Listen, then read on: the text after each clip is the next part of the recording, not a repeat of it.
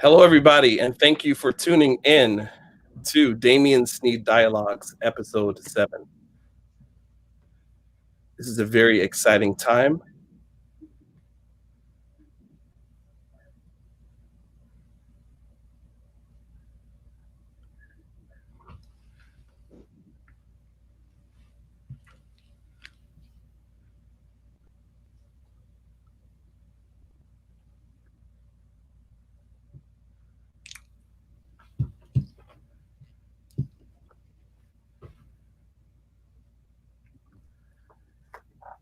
Hello, everybody. My name is Damien Sneed, and this is Damien Sneed Dialogues, Episode 7.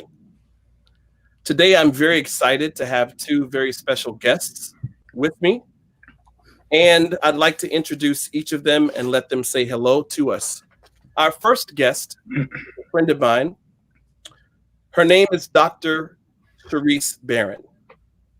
Before graduating from high school, Reverend Dr. Charrise Barron could often be found singing, playing piano, and directing choirs in churches in her hometown of Houston, Texas. She went on to serve in music ministry at churches throughout the United States and in London, England. After she earned her Bachelor of Arts, cum laude, I would say, in computer science from Harvard University, she worked around the world as a senior business systems analyst. In a radical act of faith, Reverend Barron walked away from the corporate jet-setting lifestyle, and she acknowledged her call to preach and pastor and enrolled in seminary.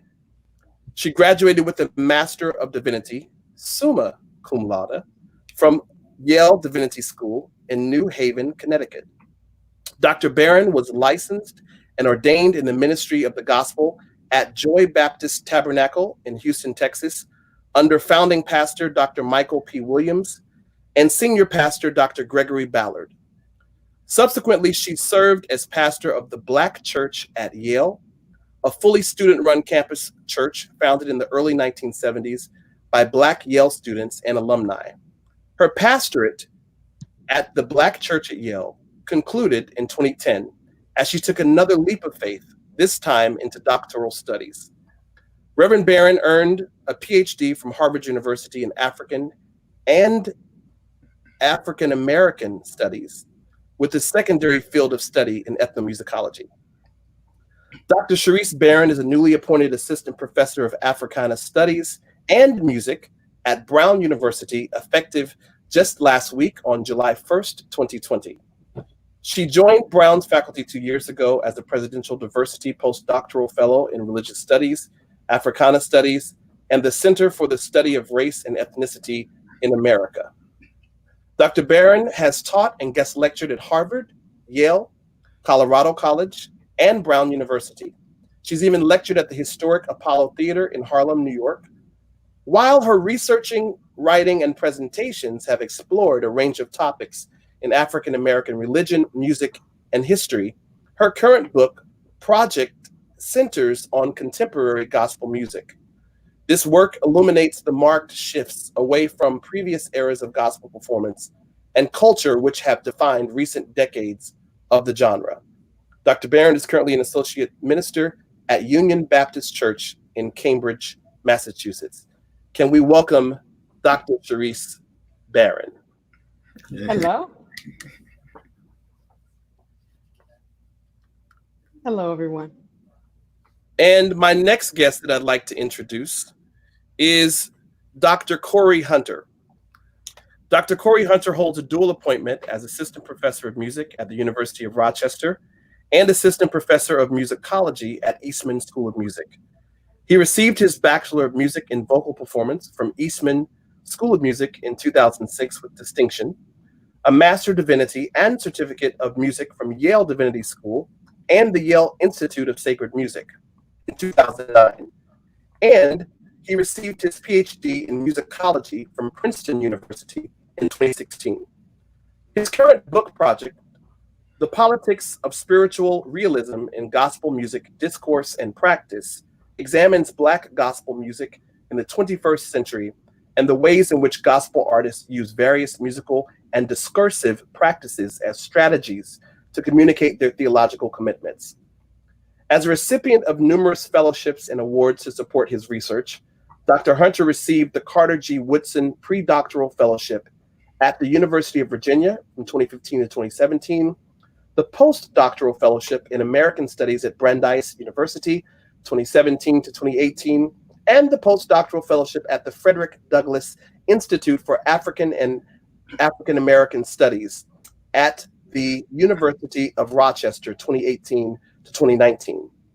Dr. Hunter's musical performance career environment began as a boy soprano and lead soloist at the Choir Academy in Harlem for the world-renowned Boys Choir of Harlem.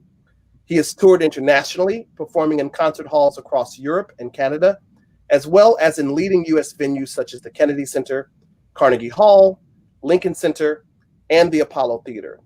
He also performed and was featured as a soloist on Good Morning America, Nightline, The Rosie O'Donnell Show, among a host of other television programs.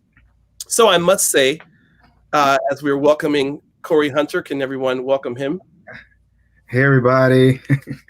Thanks, Damien, for having me. Thank you. So you will notice that Cory and I happen to have similar shirts on. They're a little different, but it goes right along with our topic for tonight, music and divinity. As my spiritual leader and pastor, the Reverend Dr. Iona E. Locke always says, there's no separation in divine minds. For me, many times I'm very selective with what I choose to wear each day, the colors that I wear. So it's interesting that we both came to the camera, came ready to stream tonight wearing the same colors. And I know that's going to be great because we're talking about an intersection of music and divinity. We're wearing red and blue. And then Charisse is wearing blue, and they both have keyboards in the background. I'm super proud of both of these young African-American, excellent polymaths. They are excellent in everything that they do.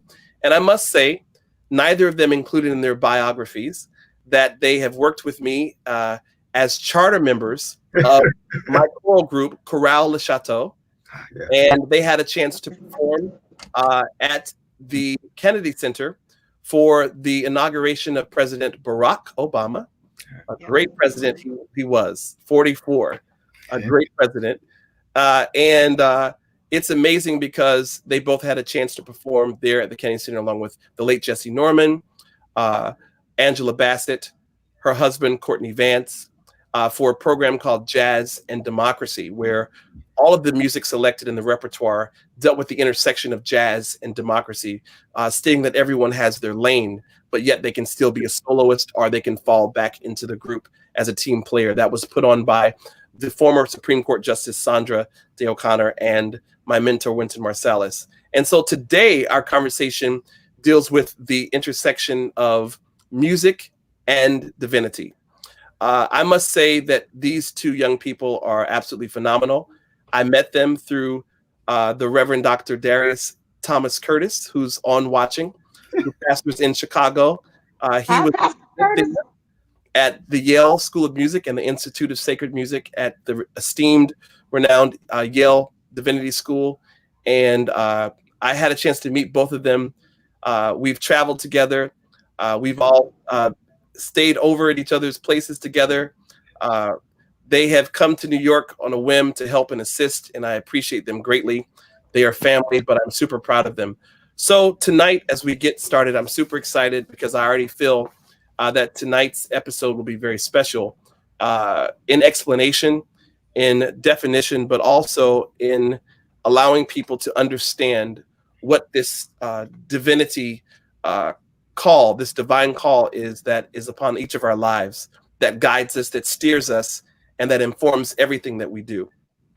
So I'd like to start off with you, Reverend Dr. Charrise Barron, and I'll probably lighten up the platitudes and titles as we move further. I'd like to know from you, how did you come to be in your present career field? Wow, that's an interesting question, and I'm going to try to keep it short because my journey to this place of being an assistant professor at Brown University and an ethnomusicologist has been a winding path. As you've already mentioned, I studied computer science, and I worked in that area for many, many years before I walked away from it all and went to divinity school. Now, once I got to divinity school, that's where I realized that I would love to teach about gospel music in the academy. And I began my journey in earnest to um, to acquire the credentials that I needed in order to teach. And that took me from Yale Divinity School and the Institute of Sacred Music to Harvard. And then ultimately, I found myself at Brown University, where I'm having a wonderful time. That is absolutely amazing. I mean, absolutely amazing. Uh, Dr. Hunter, I'd like to ask you the exact same question. How did you come to be in your present career field? Yeah, I mean, similar to what Charisse just said, it is a very convoluted and complicated path. But, you know, when I graduated undergrad from Eastman School of Music, I did a degree there in vocal performance. I really had no clue that I would end up doing a PhD in musicology. In fact, musicology for vocal performance majors undergrad was kind of like, it was the early 8:30 course that nobody really wanted to get up for. And most of us just wanted to be on the stage and perform. But it similar to Charisse, at Yale, that's when I started to really be introduced to the scholarship of music, rather than just the performance of music, because both Charisse and I were part of the Institute of Sacred Music while I was at Yale. And so we had these sort of weekly colloquia in which some type of scholar in music would come and give a talk, and that began to pique my interest as well. And then I began to notice, of course, at the time, what I saw as a dearth of gospel music scholarship. You would think, as influential as gospel music has been, I think I was hearing somebody either yesterday or the day before say that when you listen to popular music, you are listening to Black gospel music, right? So as influential as gospel music has been, there wasn't as much research, scholarship on it that I thought it deserved. So I figured that could be a void that I could help eliminate and do something about it. So while I was at Yale, I began to look at different PhD programs.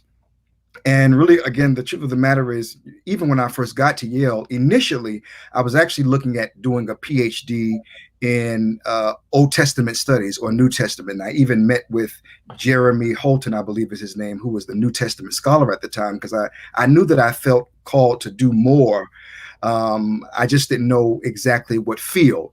But eventually, after having some conversations with a few friends and realizing what I was passionate about, I knew that doing something in music, a PhD in music, would help to blend my passions of ministry, theology, and music and performance, and especially doing gospel music, right? Because all gospel artists, many of them rather, are also pastors and ministers. So I felt like studying gospel music would be a perfect way to bridge my passions for ministry, theology, and music. So did my PhD, as you said in the bio, at Princeton, and then ended up getting a job here at University of Rochester in Eastman School of Music. That is absolutely amazing. That is absolutely amazing. So I'd like to ask you all this question.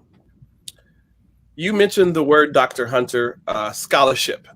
Yeah. I know personally, growing up in church and being in different streams of ministry, different sects of worship and liturgical expression, as well as flowing throughout different denominations, and working in the church, growing up while in school, even in middle school and high school, and then in college, traveling and having a chance to work with gospel artists from around the country and around the world.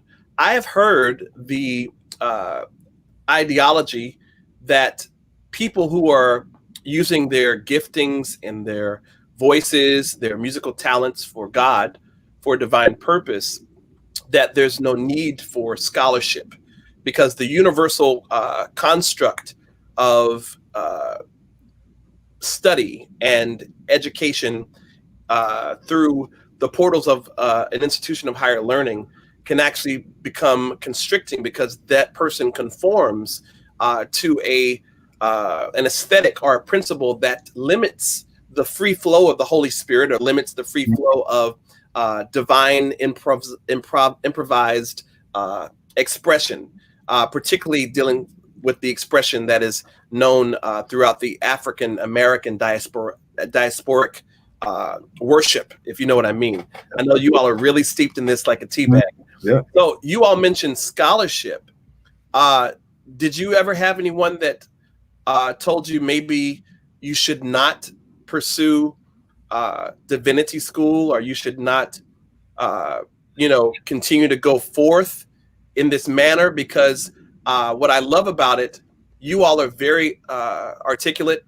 You have ease in expressing yourself with the English language. You have a great command of the English language, as has been known for over 100 years, even longer than that, through African American preachers, particularly in the South, because the church, even when you look at Christianization on the plantation life, slavery life, the pastor, the leader, the oracle, even if it was male or female, became the voice for the community. It was the centering point, the focal point.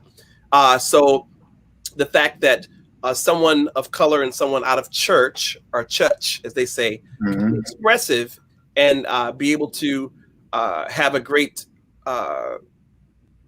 pantheon of verbiage to use is normal. It's a normative in our culture. A lot of people don't know that, but for you all, have you ever had anybody tell you, as I've been told many times, you're a little too educated, or that's too much education? But another reason why I selected you all is because I've seen you be able to communicate effectively, didactically, to teach and train on every level, internationally, around the world, universally. But at the same time, I've seen both of you in settings, whether it be in a house worship setting, whether it be in the church, whether it be on the concert stage, or in different denominational flows. I've seen you all be able to reach every level and still be applicative, where not that you are a chameleon changing, but you're able to blend in. I'm just curious, have you all ever experienced that, or have you had people come to you and give you that same type of banter that I have received so many times and still receive at times? Dr. Barron. Well, let me say, I grew up in church, and I started playing regularly in church, playing keys in church in middle school. And I definitely experienced people telling me, you don't really need to study music. I was told a lot of things. I was told that I didn't really need to study music, but I also came from a fairly strict tradition. So we weren't supposed to be listening to secular music. We weren't supposed to be, really interacting with contemporary pop culture in any significant way. But also there was great value placed on the power of the Spirit, opposed to academic training. So I've definitely experienced that. I believe that some of that comes from fear. Fear that if people learn about other things, they will somehow think less of God. But as I have grown in my faith, and as I have studied and even gone to divinity school at a quote unquote liberal institution, I have come to learn that God is not afraid of knowledge. That God knows more than anything, that in any amount of knowledge that we could gather, God still knows way more. And so we don't have to be afraid of education. I am a humongous proponent of education, theological as well as musical education. And I think part of the challenge too is to make sure that musicians, especially for me, one of the things I think is really important for musicians and singers of gospel music in particular, those who carry the mantle of sacred music performance, they should be theologically trained because people learn so much theology through the music. And we can be teaching bad theology, or we can be teaching erroneous or harmful doctrine through the music as much as we can through the pulpit. I think I took your question in a direction that you didn't really ask for, but no, that's great. That's great. Dr. Hunter, would you like to respond? Have you encountered that or experienced that type of banter along the way on your journey, or even now, presently? You know what? Thankfully, I grew up in a family structure that encouraged education. My mother was all about education. My mother was all about, she would always challenge my siblings and I, and she would say, you know, jokingly, you ain't got nothing until you get more than me, right? So that was kind of my mother's way of always pushing my sister and I to do more and to get more. And so my sister and I did go on to get our doctorate degree. So thankfully, at least within the family unit, I never experienced that. And I would say, in general, even in church, I've always, in general, experienced an appreciation for what I had to bring to the table and the knowledge that I had to bring to the table. At least on the surface, I never got that kind of pushback where I felt like people had a problem with my degrees or people had a problem with what I had to contribute.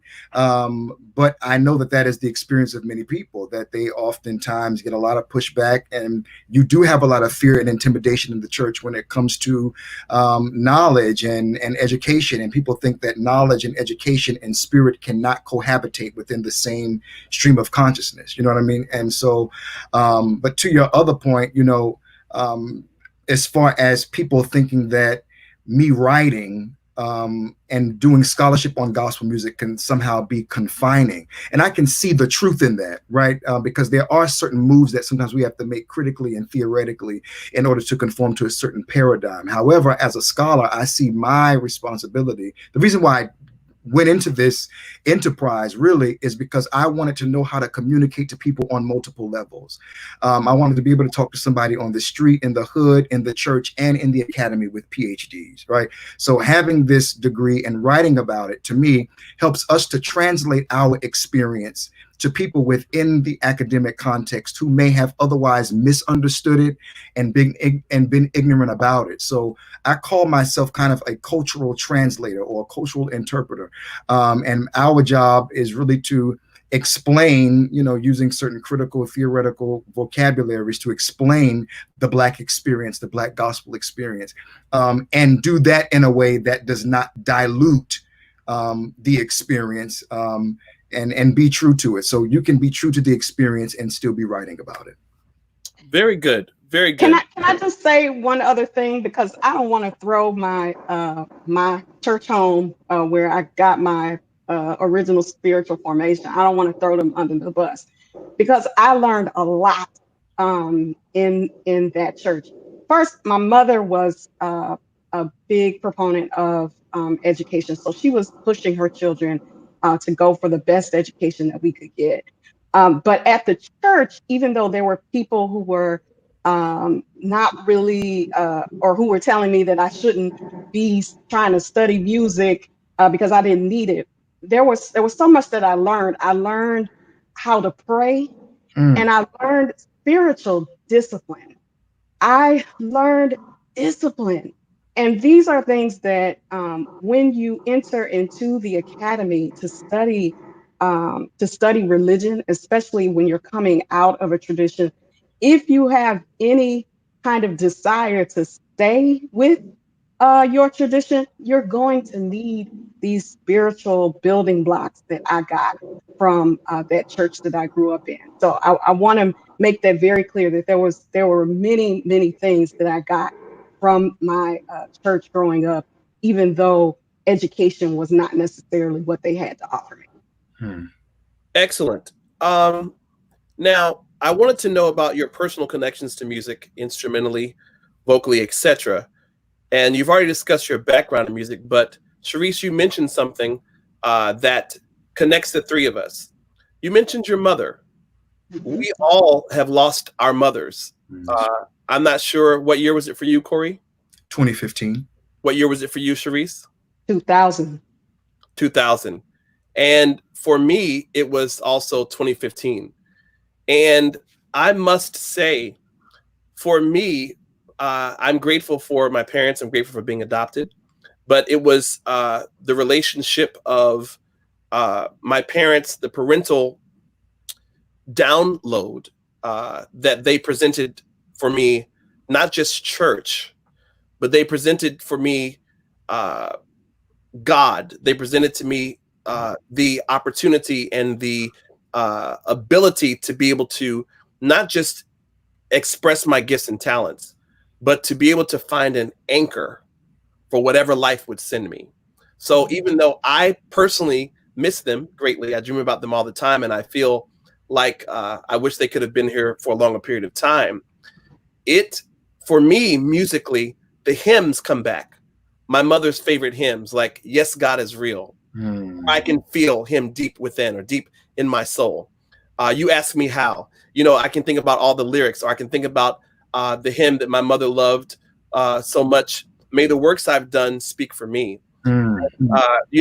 When you talk about musicians and gospel artists and people who work in the music industry and the arts, having an understanding or learning theology, I think is important, because many times they can write songs, or they can sing or minister or perform things that are actually not biblical, which is incorrect or goes against a teaching that would actually open up people's minds even to a greater level of understanding and experience or comfort and peace through the music. But for me, it's the hymns that have stayed with me. They've become the ministering angels. They have become the thing that I'm able to take with me. The times, literally, I was just thinking, I'm so grateful for my aunt who is watching. She's 81 years old. She's seen a lot in life, but I remember, and it wasn't that I felt forced. We went to church every Sunday. Yeah. And I would literally sit in between my, wow, this is something. Laquita Mitchell, phenomenal Metropolitan Opera soprano, is asking as well about the hymns. I would sit in between my mother and my aunt. And I remember at our church, Good Shepherd Baptist Church, they're watching as well from Augusta. I remember how we'd sing hymns. And so I think about those hymns. That is the thing that's kept me, particularly in the loss of a loved one. And we're in COVID-19. We're in the pandemic. We're in a time about Black Lives Matter. I'm going way ahead, but I'm just flowing here. There are so many things that are coming as to assail people in the mind. And we are the essential workers. We are the people that will continue working and be needed. Those that can help people connect to some sense of, why am I here? Who am I? What is my purpose? What is my calling? But for you all, can you all share a hymn, or can you tell me, with the loss of your mother? Because, it's horrible losing a father. I've lost my father as well.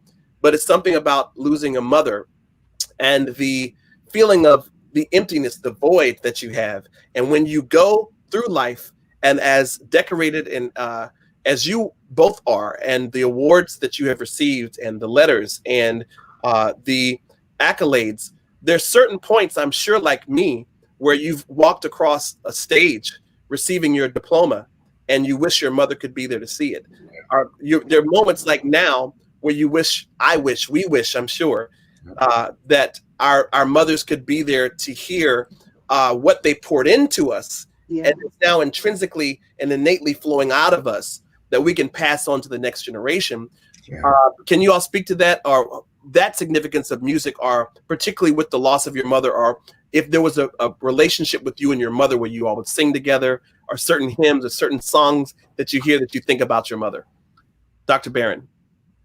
Well, for me, actually, when I think about my mom, one of the things that we used to do driving in her car, she had a Toyota Camry, white Toyota Camry with a moon roof. And we would play Pages of Life, Fred Hammond's Pages of Life. So it's not necessarily, she loved Jesus Is All, his arrangement of Jesus Is All. So Whenever I hear that song, especially the studio version, which she preferred, I think of my mother. Now, and that is absolutely one of my most favorite albums, gospel albums of all time. I think it is one of the best gospel albums of all time. So we can have that discussion another day. But another song that has really helped me in times of struggle, when I really want to reach out to God, I sing, I need thee, oh, I need thee. Every hour I need thee. Oh Oh, yeah. bless me now, my Savior. I come to thee. And then just go right into that Pentecostal. Yes. Yes. Call on the name of Jesus. Yeah, that's right. Just calling on the name of Jesus. And I often tell people, we may not have sung that hymn any way in which the author, the composer intended that song to be sung, but man, it just goes right to the heart of the matter for me when I'm really going through it and want to connect with God and have God hear me. Amazing. Dr. Hunter? Yeah, when I think about my mom, I think about the song that she always wanted me to sing, and that was "His Eyes on the Sparrow." That was just a classic. If we were ever in church and somebody wanted me to sing, my mother would say, "Cory, sing His Eye, His Eye, His Eye." So I'm telling you, and sometimes I got a little annoyed by it because I had to sing this same song. But what was amazing about it was it never fell flat. It always had this amazing potent effect on the congregation and the people.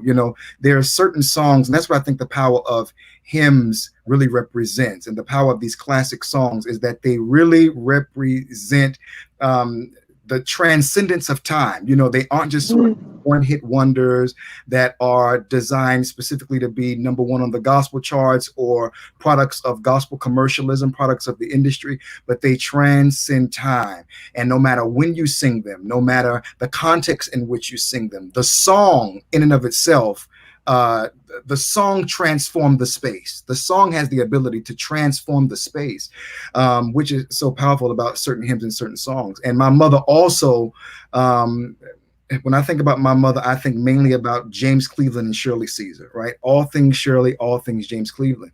And literally, as she was on her dying bed, she died from cancer in 2015.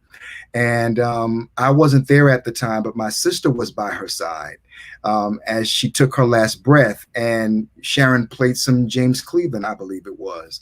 And my mother was at the point where she couldn't move. She could just barely blink or whatever. She was really sort of in her last and final moments. And my sister played James Cleveland and basically said, "Mommy, it's okay, to transition. It's okay." And a tear fell down her face. And my mother, she departed. She departed. And so it speaks to those power, the oldies but goodies. Anytime songs have the power, I think, to pull on the spirit realm and communicate to us in ways that some contemporary gospel hits cannot communicate to us. So there's power in song, and that often did help me to connect with my own mother and the kind of sound that she liked and enjoyed. I tell this story often, but not often enough. I know my aunt is watching, and she was there in the room. There were 5 people in the room. My mother on a hospital bed, suffering from advanced dementia. Her second time on hospice. She actually ended up coming off hospice even that time. And she was lifeless, lying there in the hospital bed. We had turned her bed towards the television, and we would play hymns constantly all day long, just to charge the atmosphere. Just because someone doesn't respond with motor skills does not mean that they're not aware and listening to everything going on. It is said scientifically and in medicine that hearing is the last thing to go when people pass. But I remember my aunt was there. There was another person in the room, and the head nurse of that region in Augusta, Georgia, for hospice that they had assigned her to, she stood over my mother's bed at the foot of the bed, and she said to me, "You are keeping your mother here." And I said, "What do you mean I'm keeping my mother here?" She said, many times she said, I have a faith as well. And I can tell that you have faith. I heard you record CDs, and I've heard about you, and you live in New York, and you should really let your mother go, and you should just let her go to God. And, it's interesting because I told her, I said, well, it's not time for my mother to go.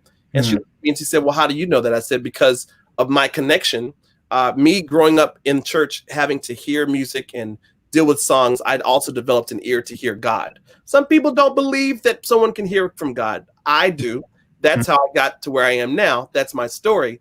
But what's interesting is I will never forget that nurse stood over my mother's bed. I got very upset because she said, look at her. She's about to die now. She's not even here.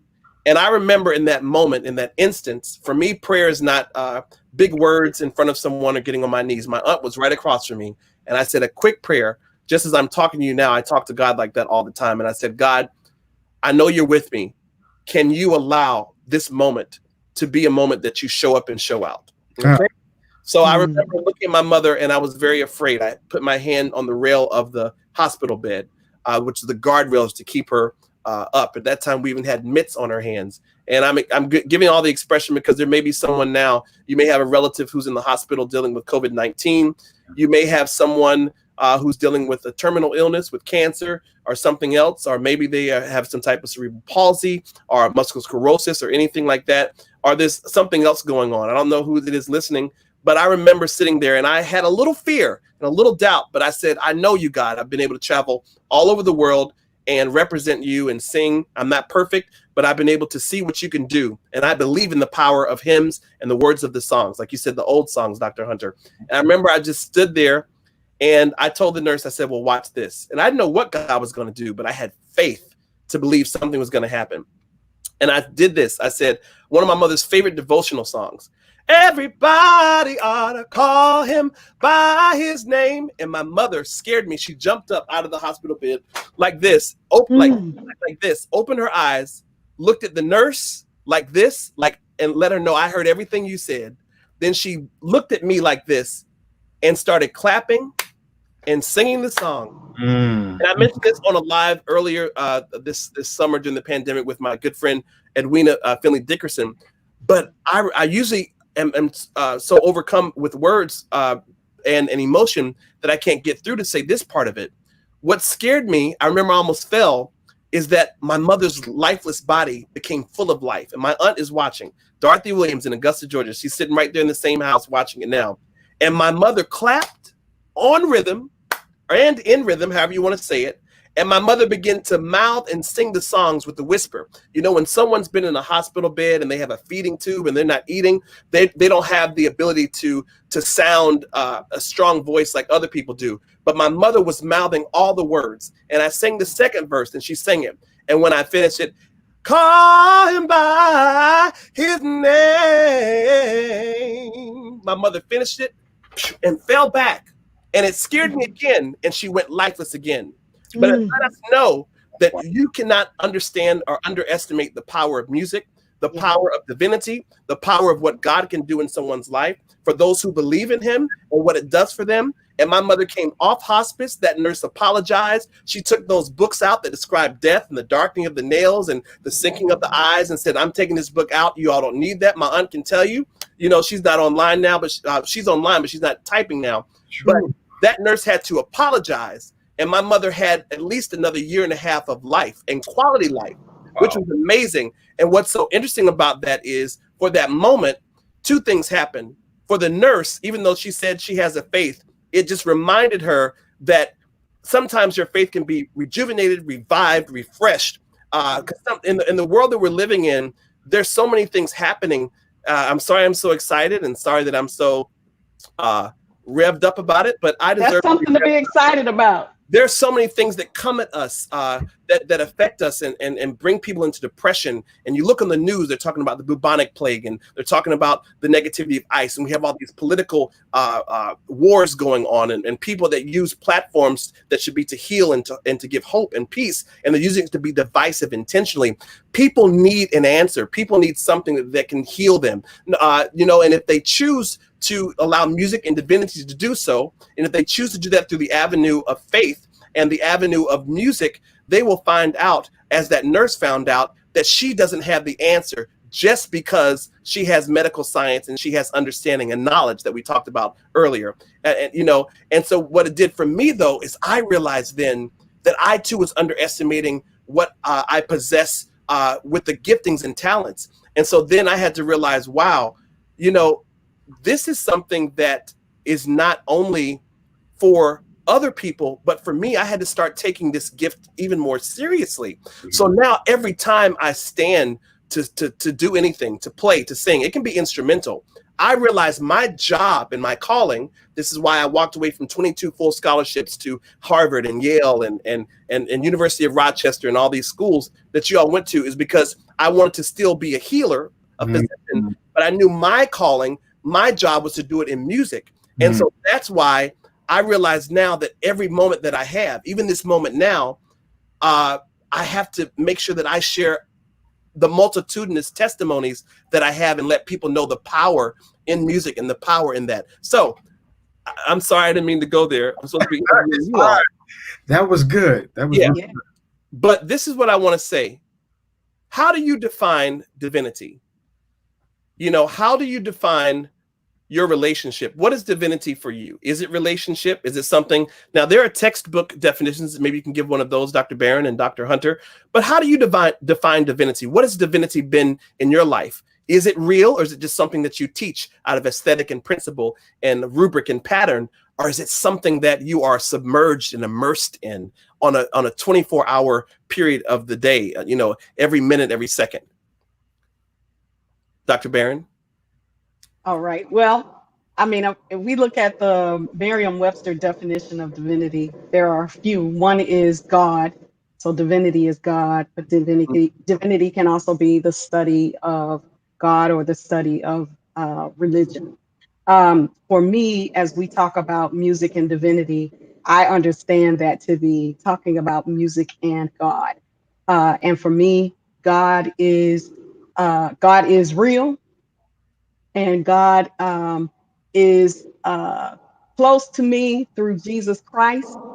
And as a Christian, as one who believes, for me, God is. I mean, that's period. And that's important. I love it. I love it. That's the base. And then I think also for me, I find myself perhaps in a minority as one who studies in the academy, studies Christianity, but is also a practitioner, because I hold to the words that are ascribed to Jesus Christ, in which Jesus says, "I am the way." And so I take very seriously God through Jesus Christ and relationship with Jesus Christ. So I'll stop there and let Dr. Hunter get in on this. Yeah, I think that's a great question. And for me, of course, divinity does refer to God, right? All things God, and that which also proceeds and emanates from God, right? So divinity, right? When I look at what happened to George Floyd, and you see all of these in ways that we haven't seen before, white people coming out to protest, and people of all different colors and shades coming out to protest the injustice that we saw. That to me is a moment of divinity, right? Because it's a moment of justice. It's a moment of God's love being expressed outside the confinements of the house of God. So we need to be clear that divinity is definitely not just limited to seminary. It's not just limited to the confinements of the church. It's not just limited to theological thought, right? Because divinity is wherever God shows up. That is divinity. And as far as the connection to music and divinity, the scripture keeps coming to mind, right? In the Old Testament, in which David began to play his instrument, and the Spirit left Saul as David was playing the instrument. So music literally has so much spiritual power, and the power to drive out evil, right? And also the power to reconcile and to do good and to cause more love and more peace and more joy. That's how I see it. Okay. Yeah, go ahead. Go ahead, Dr. I was Hunter. going to ask a dangerous question, which is, are divinity and spirituality synonymous to you, Dr. Hunter? Hmm. Is divinity and spirituality synonymous? That's interesting because, some people do define what, say, divinity and theology are synonymous. Yeah. Um, so I think that they have similar implications, definitely, because both spirituality and divinity have implications and ramifications that reach beyond the confinements of the church. So Yeah. that's what I believe would link these two terminologies, divinity and spirituality, is because also both reside within, right, as well, and are not just the result of traditions, not just the result of rituals, right? But divinity and spirituality is a certain kind of knowing and a certain kind of being that even transcends sometimes what we know as church. What are your thoughts, Dr. Barron, on the? Well, I asked the question partly because you mentioned music and the spiritual aspect of it. And I do see music as a spiritual gateway. It is a gateway into the spirit realm. So I think that divinity and spirituality have overlapping definitions, but maybe not necessarily synonymous for me. Mhm. But I do think that in this conversation about music and divinity, we absolutely need to be talking about spirituality and the power that comes through music, and how that power can be used for good or for bad. For bad. So yeah, Yep. so that would be my answer to the question. Absolutely.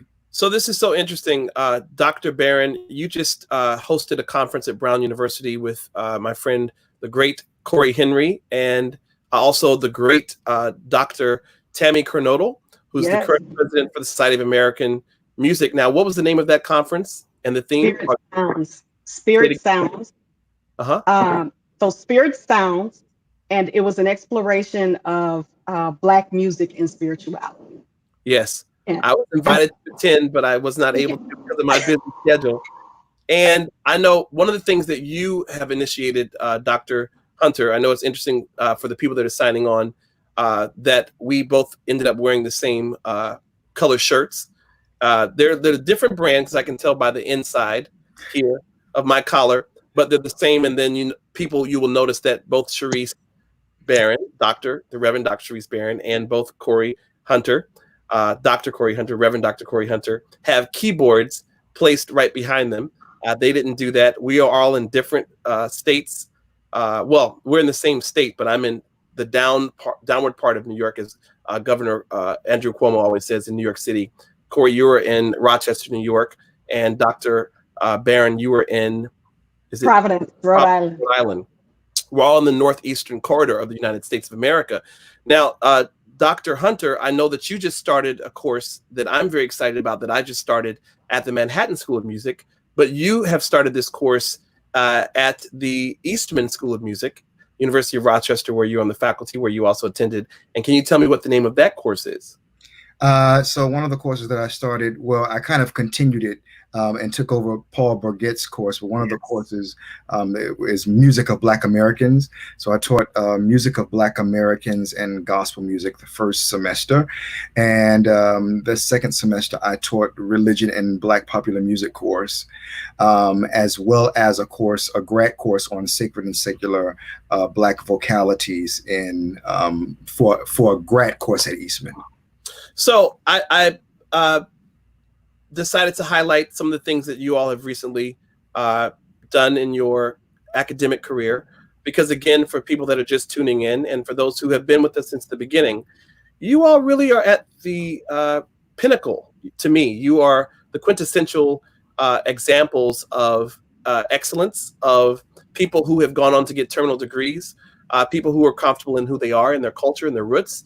Also, people who are forging paths and being catalysts, allowing others to follow behind them in a very clear fashion pattern and manner. Now, I'm saying all of that because many people see you all as very lofty, highbrow, I'm saying it like that for a reason, people, because you all have only scaled at the Ivy Leagues. I mean, Cory, who goes to the Eastman School of Music, and then, goes to the Yale School of Divinity and Institute of Sacred Music. And then you decided to go to Princeton, Princeton, I don't know how to do that. And then Dr. Barron, I mean, you are an African-American female in postmodernity who has her bachelor's degree in computer science. You didn't mention that you worked for Frito-Lay and other companies. And then you went to School of Divinity. What was it?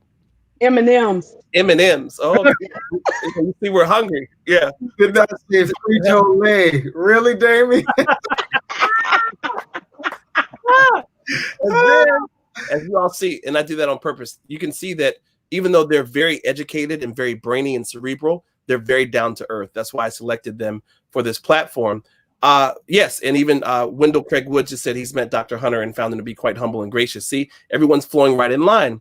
So it's interesting because you also you were the pastor of Black Church at Yale, and then you went back to Harvard and completed your PhD, your Doctor of Philosophy and Religion and Religious Studies and Gospel Music.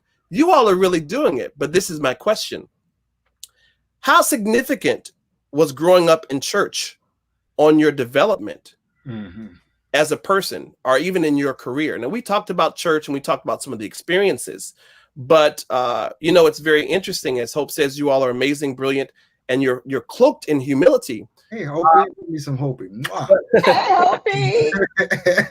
But what's so interesting is there are people who have not gone to Ivy League schools who are excellent and who are the quintessential examples for what they do. We are all individuals, but as you all are constantly having to disseminate information on a very high level and having to mark every word that you say constantly, because now, since that is your job as a doctor, to be able to set motion towards words and towards thought and consciousness. Yeah. So on the other side of the spectrum, how significant, Dr. Barron and Dr. Hunter, was growing up in church in your development and in your career, from the flip side of it, the opposite side of the spectrum? Dr. Barron? For me, growing up in church has been foundational. As I mentioned before, in church is where I learned who God is. And of course, I know God in a deeper way now as I've been walking with God over time. But I learned how to pray. I learned how to communicate with God. I learned so much, as I mentioned before, about discipline. I would not be able to, I would not have accomplished the things that God has allowed me to accomplish without discipline. And that's something that I think not enough emphasis is put on today, inside the church and outside of the church. But I would not be the person that I am today if it were not for the really foundational experience of spending so much time, literally, I mean, hours upon hours upon hours, days upon days, weeks upon years. At the church I grew up in, someone would say, they would use the expression knee bone school. So you talked about me. And my younger sister's watching it. She probably knows. She could tell you a little bit about knee bone school as well. People would say that it's really important that you go to knee bone school.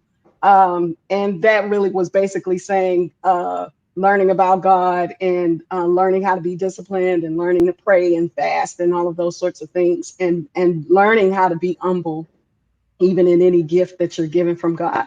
So without that, yes, I've been to Harvard. I'm Harvard, Yale, Harvard in terms of degrees, but I also spent some time in knee bone school. Oh, yeah. Yes, knee bone school. Dr. Hunter, how significant was growing up in the church for you in your and on your development and your career?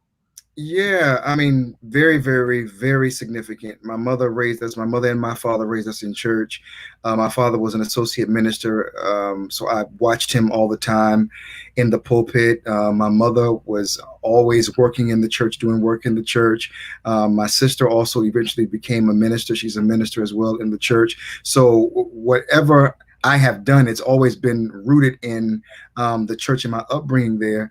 But I also think about church as some of my first experiences with music and musical development, my own musical evolution, right? And I don't know if you know this about me, Damien, but some of my life I grew up in Charlotte, North Carolina. I was born in Brooklyn, raised some in Charlotte, and raised some in New York as well. But while we were in Charlotte, we joined Salem Missionary Baptist Church under A.O. Genwright. And in the early 90s and throughout the 90s, the A.O. Genwright Mass Choir, Patrick Love and the A.O. Genwright Mass Choir was like the thing, right? Yeah. And so for those of you who are watching, you may have not heard of that. You may not recognize that name, but you recognize the song that they sang, Write the Vision. Write the vision, make it plain that they may run and not faint. So that was the church that I grew up in. That was the mass choir of that church. And Donald Lawrence was also a member of the church then. So I grew up hearing the sound of a church choir that sounded like a recording choir. And because Donald worked with them, they sounded kind of like another Tri-City. So that was like some of my, like hearing a church choir that sounds as good almost as a Tri-City was really some of my earliest musical memories growing up in church. So imagine like having that kind of experience in church, hearing good preaching, good singing, everything. And I mean, Salem's mass choir was dope. Salem's young adult choir was dope. Their women's choir was dope. Like every choir was really, really, really amazing.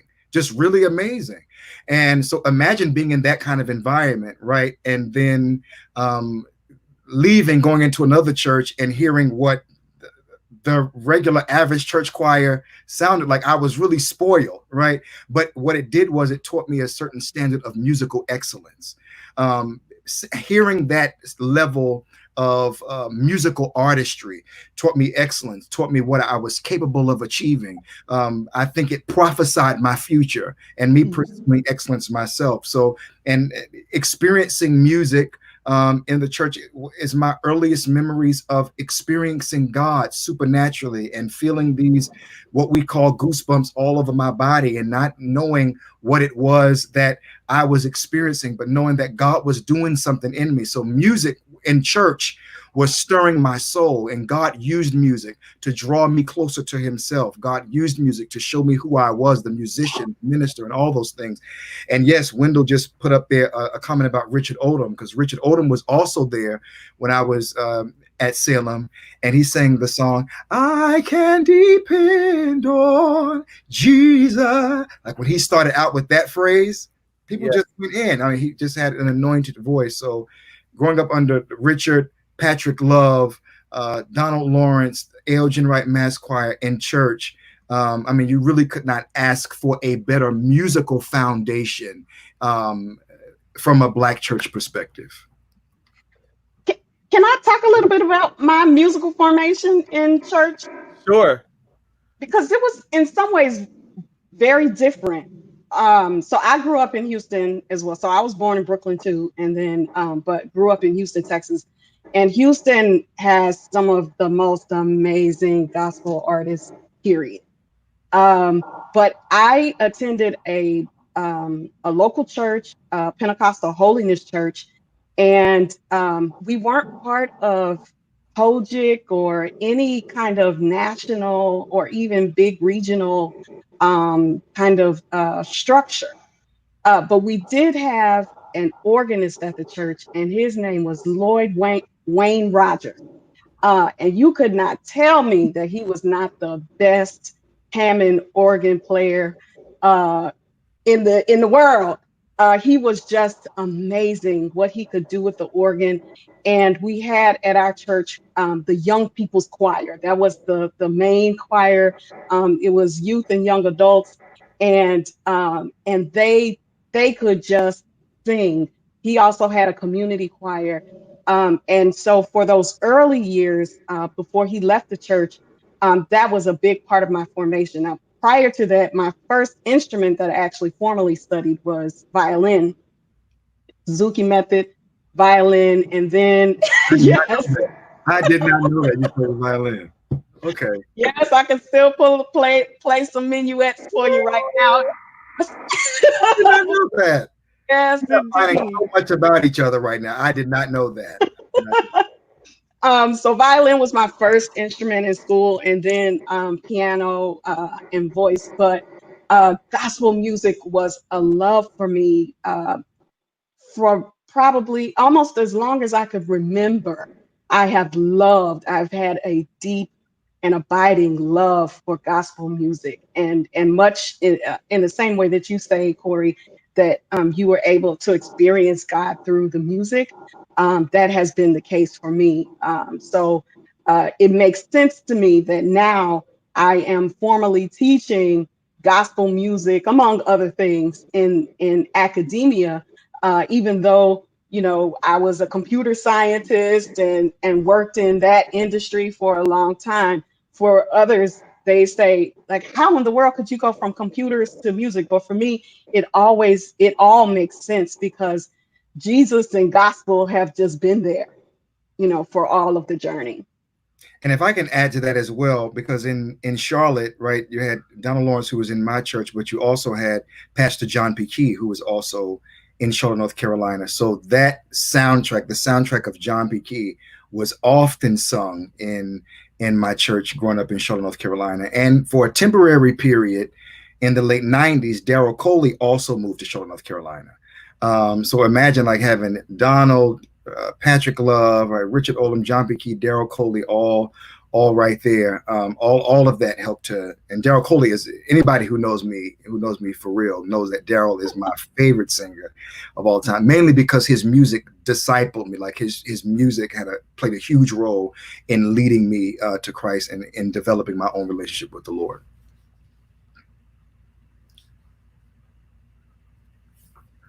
We can't hear you. I can't hear you, Damien. You mentioned some major names. Yeah. You mentioned the great Donald Lawrence. You mentioned Patrick Love, Write the Vision. I remember where I was when I first heard that song, Make It Plain. Yeah. That song really touched me in a very deep way. And then you also mentioned the great Richard Odom. I remember that song, I Can Depend. Right. His classical technique, right? The portamento, yes. All of that. The classically trained voice. And I believe he's in the DMV, the Maryland area. I saw David Dupree on from Howard Gospel Choir in Greater Mount Calvary. We used to do those songs there when I was growing up as a student at Howard University studying classical piano, and still very much a part of the church and a part of that dialogue that goes on when you think about those songs. But you mentioned the great Daryl Coley, and I will never forget the song that I heard him sing and meeting him and being able to go eat with him for a couple of days with the great Mother Shirley M.K. Berkeley in Washington, D.C., who was an officer for years, treasurer of the esteemed Gospel Music Workshop of America, pianist, a singer, and had a chance to meet him. And I will never forget his song, Sovereign, but also he's preparing me for something I can handle. That's right. Now, the comments are coming in, but my friend, Minister Madeline Williams, I want to touch on this, and I want to just break open the dam, so to speak, and let the waters flow. You said that the music prophesied your future. When I think about all of the music that I was able to listen to growing up and the music that really stuck with me, he's preparing me for something I can't handle right now. Yeah. Sovereign. I can't remember the writer, but Armiris Palmore, I believe is her name. She also wrote the song that Lucretia Campbell so wonderfully recorded with the Wilmington Chester Mass Choir. The great artist Avery Sunshine was also in that choir, and the song said, what do I do when I don't know what to do? What do I say when I don't know what to say? I'll stand still. But for me, when it was Carol Antrim, thank you, Carol Antrim, who wrote Sovereign, He's Preparing Me. She's an amazing writer. And Charisse, you mentioned a song, and I've been blessed to be mentored by some amazing people, Wynton Marsalis, Jesse Norman, but also I was mentored by the great Twinkie Clark and the great Richard Smallwood. And I will never forget my junior recital and my senior recital at Howard University in Childers Hall. Richard Smallwood was sitting there in the audience, and so was Twinkie Clark. And that's one of those God moments, because for me, a lot of people don't know this, but I was vacillating back and forth. Actually, Wycliffe Gordon, if you're still watching, it was right outside of your school of music that you had in Augusta, Georgia. And I was trying to debate whether I was going to go to Howard University and study music, or whether I was going to go to the University of Rochester and Eastman and double major in pre-med, as we used to call it back then, and music, or if I was going to go to Cincinnati College Conservatory of Music, CCM. Yeah. And on the radio, all of a sudden, thank goodness for radio announcers who are out there, out of nowhere, Richard Smallwood came on, and he started talking about going to Howard and studying classical music. And the song Total Praise came on. And a friend of mine, an opera singer from Juilliard, Kevin Thompson, who I met through the NAACP Axel competition, when I first moved, talking about opening up this water, about how it prophesied your future. Because I remember sitting there in the car crying at the stop sign. And I said, okay, I guess for me, I'm going to go to Howard, because Richard Smallwood just came on and I want to follow in his footsteps. Kevin Thompson called me, my parents, my mother and father and I, we had just gotten to the Holiday Inn on Massachusetts Avenue in DC. And he said, hey, Damien, are you here? My mother and I are coming to DC. We're going to a concert at Metropolitan Baptist Church. Would you like to go? I said, sure, I'd like to go. But I said, who's going to be there? He said, just come. I said, well, what do I wear? He said, just get dressed. His mom took the phone and said, just get dressed. We're going to take you. They took me to the CD release of Richard Smallwood and Vision. And sitting there in the concert, when they ended the concert and sing Marette Brown Clark for the first time, and Charisse Nelson for the first time, and when they sang Total Praise, that was my first night in Washington, D.C. Lord have mercy. It all came together. The prayer that I prayed to God, and the tears began to flow again, because the same God of music and divinity and spirituality that met me in my Mazda MX-6, my white Mazda MX-6, because you talked about a white car as well, Charisse. And see, for me, people that know me, colors are very important to me. That's why we're wearing the same colors and patterns, because that's how I've moved forward a lot in life. But I remember hearing Total Praise, and I was blown away that a friend of mine would randomly, it wasn't random, it was prophetic, would call me and ask me to come to a concert my first day. So then when you get to the last capstone event or project of my studies in DC, Washington, DC at Howard University, and then I look out from playing a Schubert sonata and from playing Margaret Bond's Troubled Water and from, playing this Bach French suite in G major, and to Richard Smallwood and Twinkie Clark sitting there in the audience, it came back to me again. And I remember Richard Smallwood allowed me to go perform with him at Morgan State University with the great Dr. Nathan Carter. And Issachar Savage was in the choir. He was a freshman. I'm dating myself there. Jonathan Nelson was there. Mashika was there. And also the great Nicole Elaine Pfeiffer. We were backstage, and I said, Richard, I really love your project. I told him more about the story, and I said, but there's one song of yours that really blesses me. But can you tell me why you wrote Total Praise? Tell me why he wrote Total Praise. And I said, whoa. At that time, I didn't want to be a writer because of what he told me, the weight of it. And then I said, well, Richard, my favorite song that Charisse Nelson just demolished. She demolished meaning in a good way for everyone watching. Thank you. Why would you write a song that said, for the many times I've fallen, yet you forgave me? Thank you. For food, for shelter, for clothing, for waking me up this morning. Thank you. And for me, that is a mantra for my life. I'm grateful. Yeah. Every moment, for every opportunity. Right. People would wonder why you all are cloaked in humility. People say, well, all the things that you've done, Damien, that this panel has done, you all should be haughty and stuck up and conceited.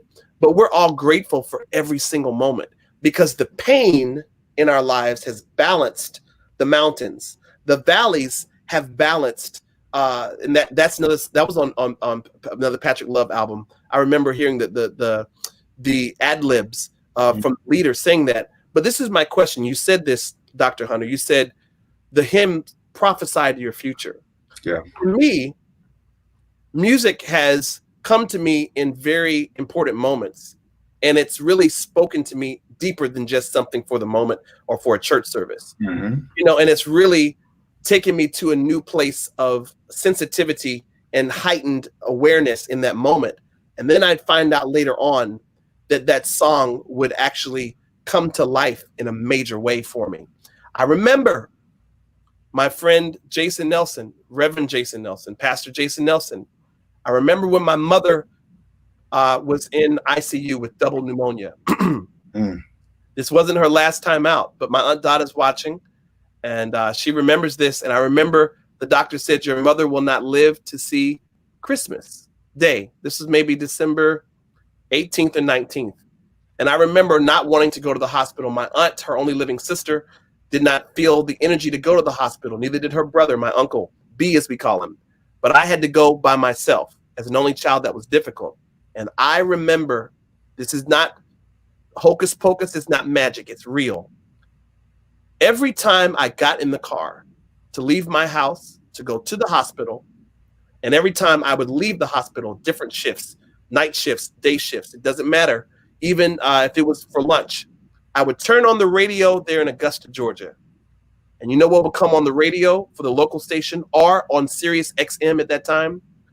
The song that Jason Nelson recorded that said, I am.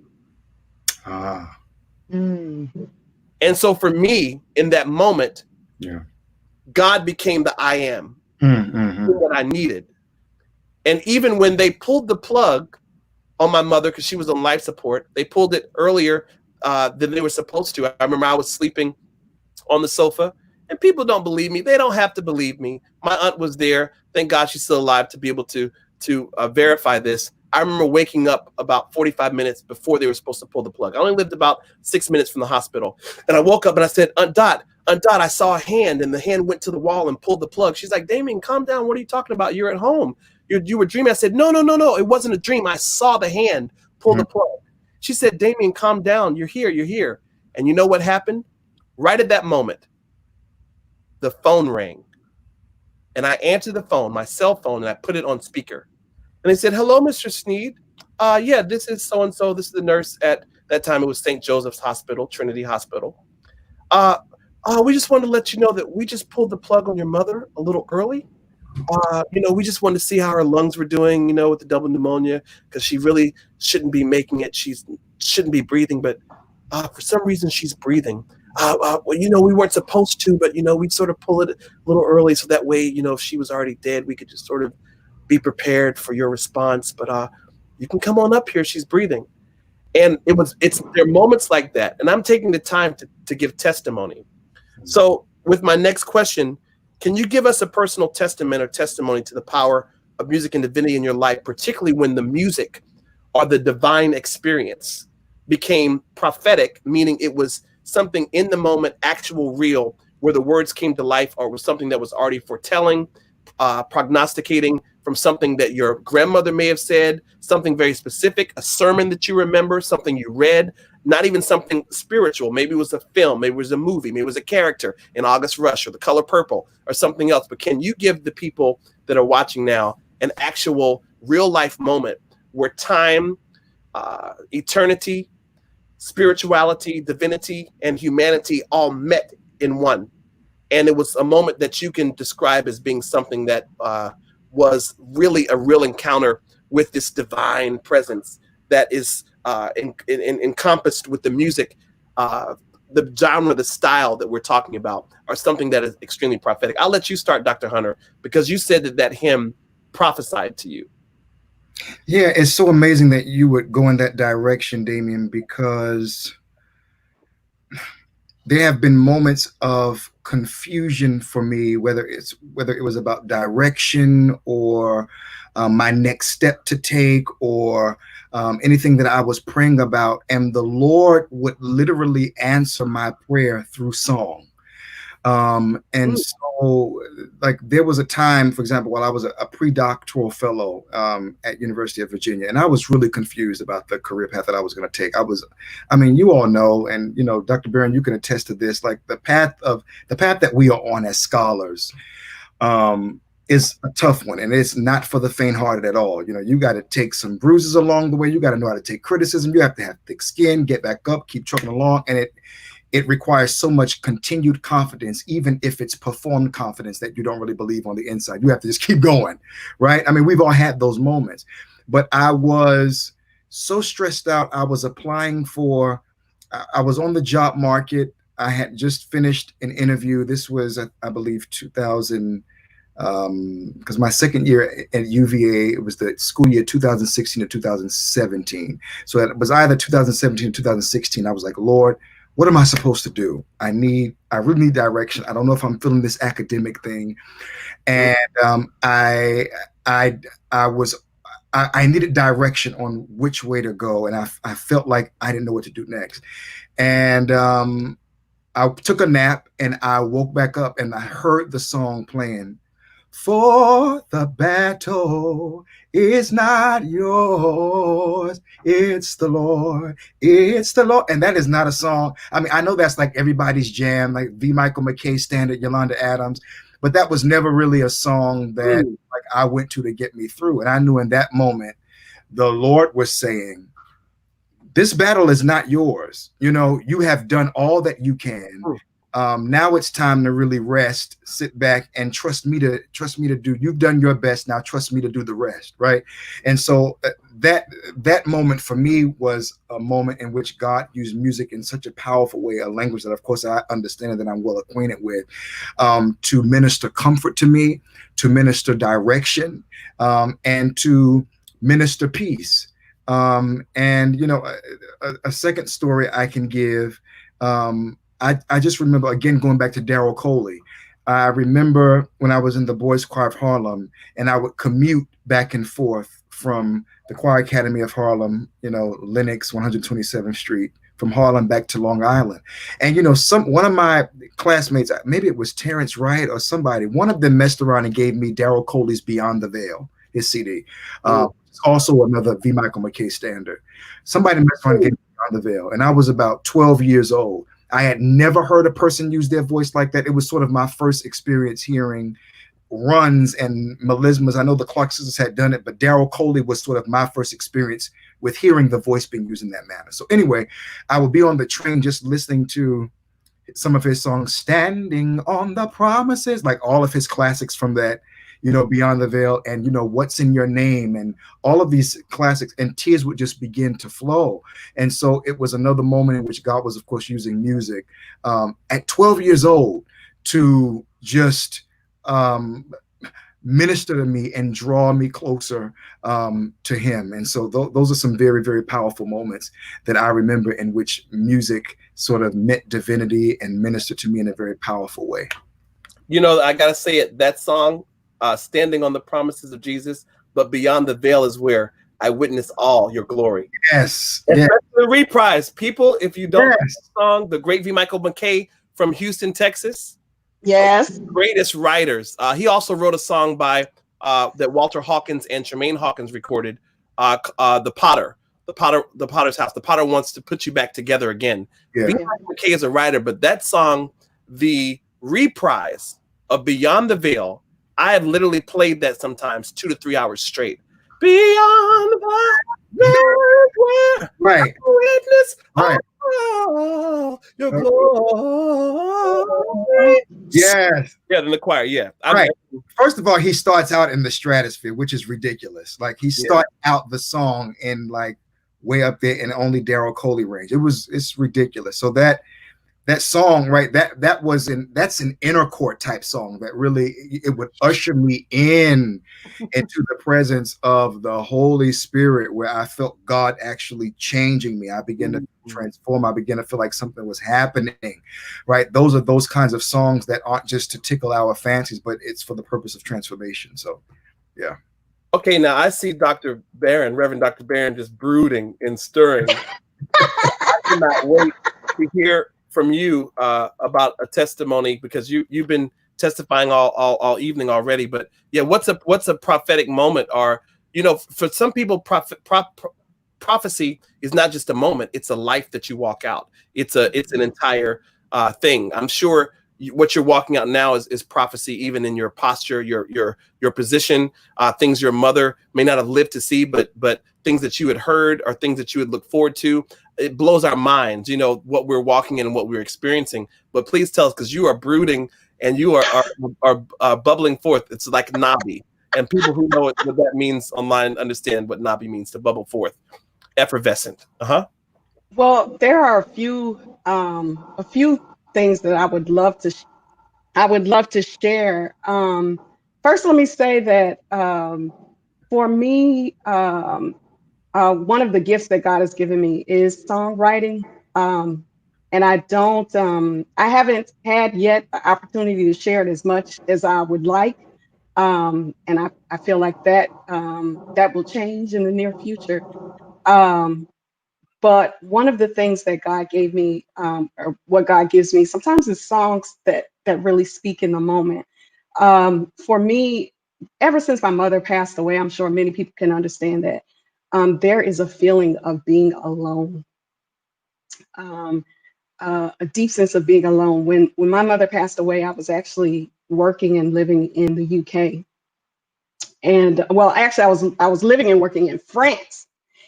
And I asked the Lord to let my company move me to the UK, because I wanted to be in an English speaking place, just because language really affects the way you connect. Even though I was really, on the verge of fluency in French at that time, I just knew that I needed to get to London. And so God opened the door so that my company, even though it was more money for them to pay for me to live in the UK, they sent me to work and live in the UK. So I was working in the office in Reading, which is outside of London, and I was living in London. And I knew there were a couple of things I knew. I am an incredibly introverted person, and especially back then, way more than I am now. I consider myself to be a functioning introvert now. But at that time, my mother was my best friend. And this was maybe 6 weeks after she had passed away. I was back in Europe, in London, and I knew two things. One, I needed somewhere to go to church. I needed to be in ministry. I needed to do that. I needed that. And then two, I knew that I had to start making friends. And for someone who's like truly introverted in the way that I was, like that was like a big deal. Like I knew I had to make that effort.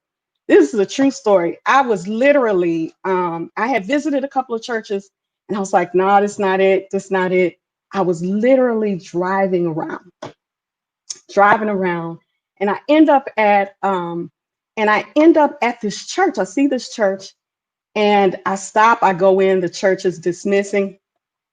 And, I tell people, I tell someone I'm a musician. They introduce me to the minister of music at the church, Nadine Sutherland Lee in the UK, who has now become one of my dearest friends, lifelong friend.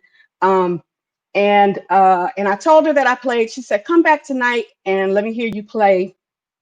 Played some. They had a Sunday night service. I played. And so they put me on the rostrum at this church. And so the relationship that I had at that church with the people in the church really changed my life. Nobody, maybe five people at the most, knew that my mother had just passed away and that I was dealing with that. But those people loved on me in a way that I felt like I had never experienced in my life. I had never experienced the love of Christ through church people in that way. And I grew up in church and I love church. I love church. And I felt like I had never experienced the love of God in that way. It changed my life, changed my life. So fast forward to my last Sunday at this church, and they let me work with the choir, the main choir there. And one of our hits was "Like the Dew in the Morning," gently rest upon my heart. And we love to sing that song. But on that last evening that I was at that church, they had me testify, or just say, greeting, my goodbye greetings or whatnot. And I got up at the church and I began to tell them how when I came to that church, I was in the depths of grief, and that they had ministered to me. And after and after that, we sang together, "Great is Thy Faithfulness," the hymn. So you asked me about prophetic singing, and this doesn't sound I'm not giving you a testimony of me speaking in tongues in a song, or anything fancy.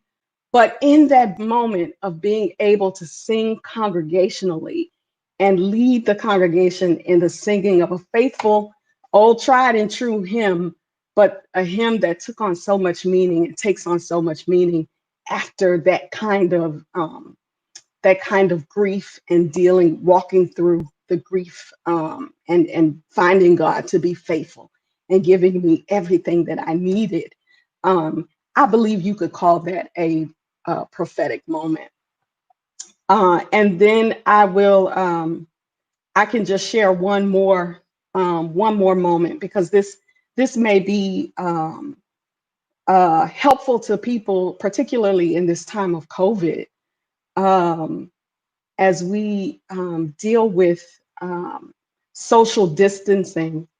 And it's been interesting in this time that somehow God has not allowed me to really feel alone or isolated in this period. But I do have, almost 20 years of adulthood, and experience of living by myself and dealing with that. But God gave me a song one time, and I just want to share just a little refrain. Is that okay? Just the refrain of this, Yes. because it ministered to me so deeply. And I believe God gave me this song while I was at Yale Divinity School, which was also a life-changing time for me. But it simply says, "I am not alone, even though it feels that way at times. Jesus is there to hold and rock me through the night. And even when I want to cry, God says I'll be all right. For I am not alone." And that for me speaks to me. And even in any time that I even start to feel that way, I recall that refrain that God gave me, "I'm not alone." And even when I feel like it, God says I'm going to be all right. I'm not alone.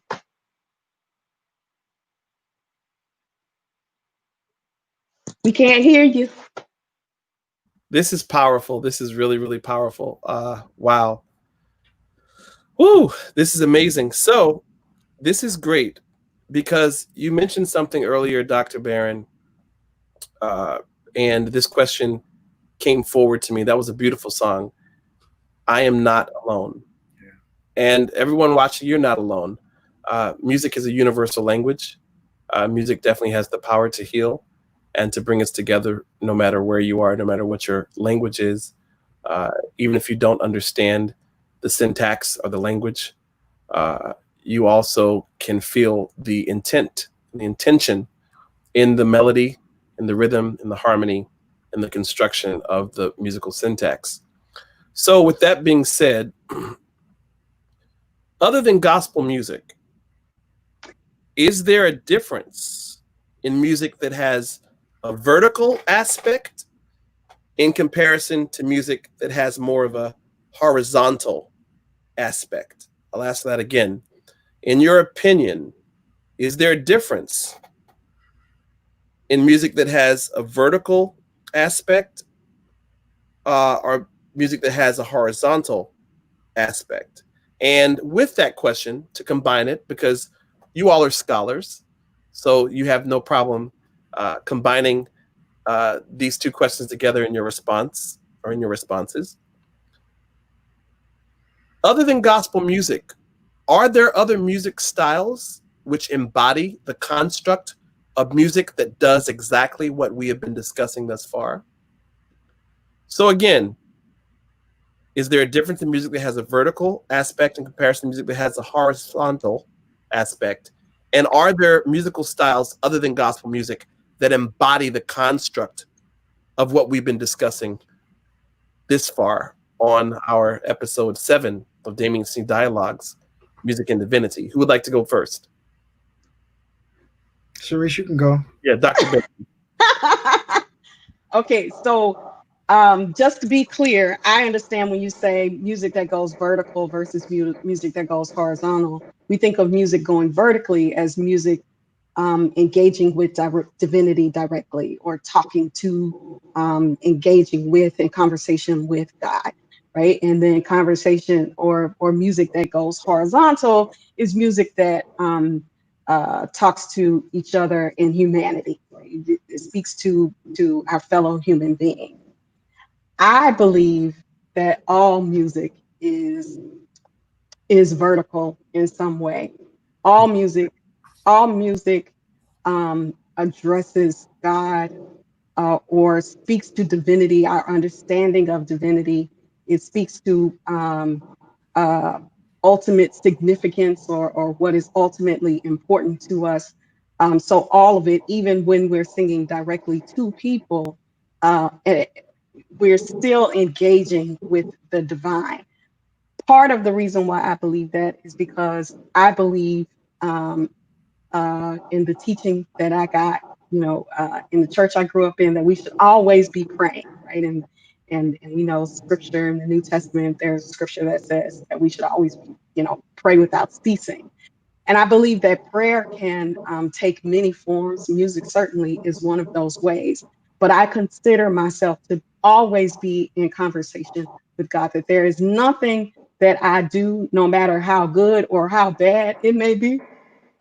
There's nothing that I do in which God cannot be present, or in which I don't have access to channels of communication with God.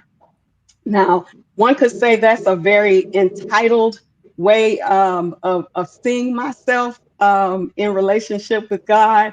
But hey, when you're a child of God, when you have relationship, there is a way in which, when you have relationship with someone, you can expect to have conversations and things that other people may not have. And so, at any rate, for me, everything that is horizontal can also be vertical. Got In terms, oh, go ahead. No, go ahead. No, this is good. Got it. In terms of the question about, can can we uh, can we access the divine in music forms other than gospel? Absolutely. I think what I've just said, that is the logical conclusion. Um, uh, so there's no music form in my mind uh, that is exclusive of the divine, or exclusive of consciousness of the divine, right? So even in choices to say, choices that we make to exclude, or or to not speak about God, or to not speak about the divine, in those choices that we're making musically, we are still, in my mind, we're still acknowledging the reality of the divine. Again, music for me is incredibly spiritual. It is a portal to the spirit realm. And so, um, any song that is doing that kind of work of moving people, compelling people to action, or compelling people to belief, compelling people to certain emotional states.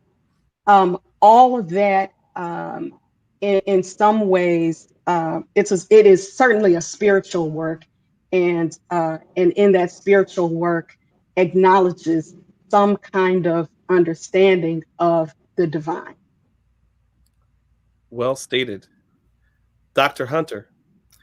Yeah, I definitely would echo what some of Dr. Barron said, because I think that question is multi-layered and complex, right? I don't think it's necessarily all one or the other. I think that when we consider vertical music, music like what we hear with Tasha Cobb's "You Know My Name," right? More of a vertical song. A lot of William McDowell, Todd Dulaney, like a lot of the worship artists, right? There's a vertical element in which they are talking directly to God, but even in the sort of verticality of it, the horizontal is implied, right? So Mhm. one might argue that when you are singing a song that's vertically oriented, it should always have a horizontal orientation or implication, right? Because if you are truly having a divine moment with God in worship, it should have consequences and ramifications that are intersubjective, interpersonal, that don't just stop at you and God, right? Because it's always going to, in some way, impact your environment, impact what is around you. And conversely, when we think about the horizontal, I think about songs, Hezekiah Walker's "I need you, you need me, we're all a part of God's body," right? But of course, that if we are relating to one another, in love, in joy, in ways in which divinity is present, then it has also a vertical implication. Now, with that being said, I do in some ways critique the overabundance of lyrical verticality in gospel music content. In that I feel like there is a oftentimes, like, worship is kind of the thing to do now, right? Like I do believe it's a God thing, but it's also in many ways a commercial thing. And so a lot of the artists who are out, like Kiera just released a very good worship song. As I said earlier, you'd have Tasha, Todd Dulaney, Travis Green, right? All of these people. Who is the one who just came? Miranda Curtis, right? These amazing worship artists. And I think it's great to have all of that, but I think because of that, we are risking, as far as the lyrical content is concerned, we are missing out on songs that contain lyrical content that directly address who we are as human beings, that have social justice ramifications, right? Particularly in the era of Black Lives Matter, right? So we're starting to see, because many of us, myself especially, I've been wondering, where is that social justice, speak truth to power element in gospel music? And I understand when people say, well, even though it's emotional or quote unquote otherworldly, because it's helping Black people to endure, that is sort of the social element, because it's giving Black people strength to endure and so forth. But where are these sort of explicitly, overtly stated lyrics that speak to who we are as human beings, as Black people, as where are the lyrics that speak to black existence more explicitly? And so we saw Dietrich Hatton, he released a song called "I Can't Breathe." John P. Key has been releasing songs after sort of many of these Black Lives Matter cases go viral. Jason Nelson released a song that kind of went viral on Facebook. Kirk Franklin has done something. So I am happy to see, I would like to see, I would be grateful for the day when that kind of question would no longer be as relevant, right? Because the vertical and the horizontal are so ever present within the music that we don't even have to think about making a distinction, because they're so intimately interconnected to begin with. And I think that is, in many instances, lyrically speaking, that sort of social justice prophetic voice, I think we are missing in gospel music. But again, I do believe that there's the horizontal and the vertical, and the vertical and the horizontal. But I'm critiquing sort of the more explicit lyrical content that I believe could be addressed more overtly when it comes to social justice in gospel music. To your other question, this is an interesting question. Can this sort of divinity, spirituality be encompassed, experienced in music forms outside of gospel? Absolutely, to echo what Dr. Barron said. But this is something that many people in the church do not believe, right? Mhm. And I have to admit, considering my own sort of charismatic Pentecostal upbringing, I didn't always believe that either. Like for me, it was like gospel or CCM, classical, I would give an exception to, right? But if the lyrical content did not explicitly, and this is the case for many church folk, if the lyrical content does not explicitly talk about Jesus, if it doesn't have Jesus in the lyrics, if it ain't leading you to the altar, many church people will say it's not God, right? But it's precisely the horizontal nature that is ever present in the secular that sometimes causes me to seek the secular for the divinity that exists in that which is horizontal, right? So many church people may say, I don't want to just listen to gospel all the time, because you all are always just being in the holy clouds. You're always in the glory. You're always in the inner courts. I want to come out and hear some India Ari, like, tell me how to love, tell me how to, you know what I mean? So there, I feel like God has given us different kinds of music to express different aspects of his divinity, different aspects of who he is and how he expresses his relational nature with us. So I feel God now when I do feel God and experience God when I listen to R&B. I can feel God and experience God when I listen to some hip hop. I can feel God and experience God when I listen to jazz and classical music. And I have learned how to broaden my own theological and musical horizons so that I can learn how to experience God within those different realms and not limit God to churchiness or even to a churchy sound, because there are many people in the church who limit God, even gospel, right? I don't like gospel hip hop. I don't like these other expressions of gospel because it has to sound like this. But I think once we begin to open ourselves up more, still being biblical, still being serious about God, still being righteous, about it. But once we begin to open ourselves up of the many ways in which God can be expressed through musical expressions and musical genres, that is the moment when we can experience God on a much more depthful, real way. This is very interesting because for me, not only the musicians and artists that I've had an opportunity to work with, but also for me, myself as an artist who will not be boxed in, an artist who I brand myself as a multi-genre artist. There are people that, because of the dichotomy that you just mentioned, that certain people or things coming out of church, sacred versus secular, should have a certain, straightway path. I've been a contradiction to many, and at the same time, I've been a catalytic beacon of light and hope to others. So I understand that in the traditional mindset, people can understand how I can work with people like Aretha Franklin, and I never will forget it. I will never, ever, ever forget going for a radio interview with a well-known radio host. And I was trying to understand why they wanted me on the show. And they got me on the show and they started reading my bio. And I don't like for people to read my bio. And they kept reading things. They said, oh, so you do jazz music and classical. You ain't saved. Wow. I thought it was a joke. So I laughed too.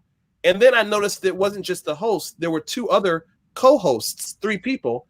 And they just started attacking me, saying, God can't use you and you should be ashamed of yourself. And jazz music is not divine and God can't use jazz music. And, I'm so fortunate and blessed that I had an opportunity to know, work with, and be able to spend time talking with the great Aretha Franklin, the late great Aretha Franklin before she passed, because she also dealt with that coming out of the church. Her father, the Reverend C.O. Franklin, in Detroit, and singing with Martin Luther King Jr. and, growing up with the sounds of Sam Cooke and Clara Ward, Mahalia Jackson, all these people.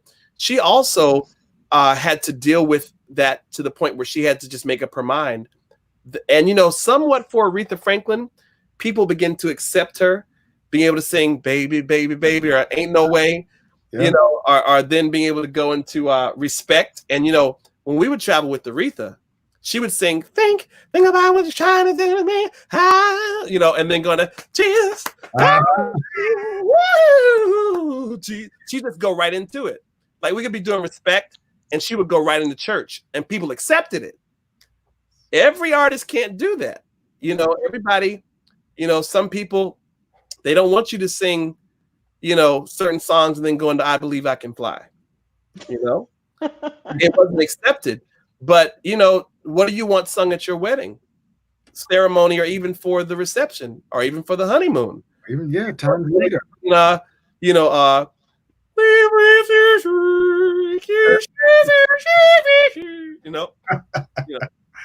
that what you want? Or do you want, oh, take me back to the old landmark? I'm doing different styles, so nobody say I'm making fun of anything. But is that what you want? Or do you want something that speaks of, someone said, a multidimensional God?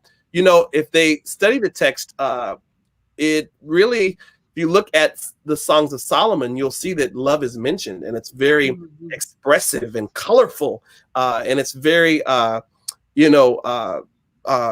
descriptive, in everything that it says. And I think you answered that question so well, Dr. Barron and Dr. Hunter. Yes.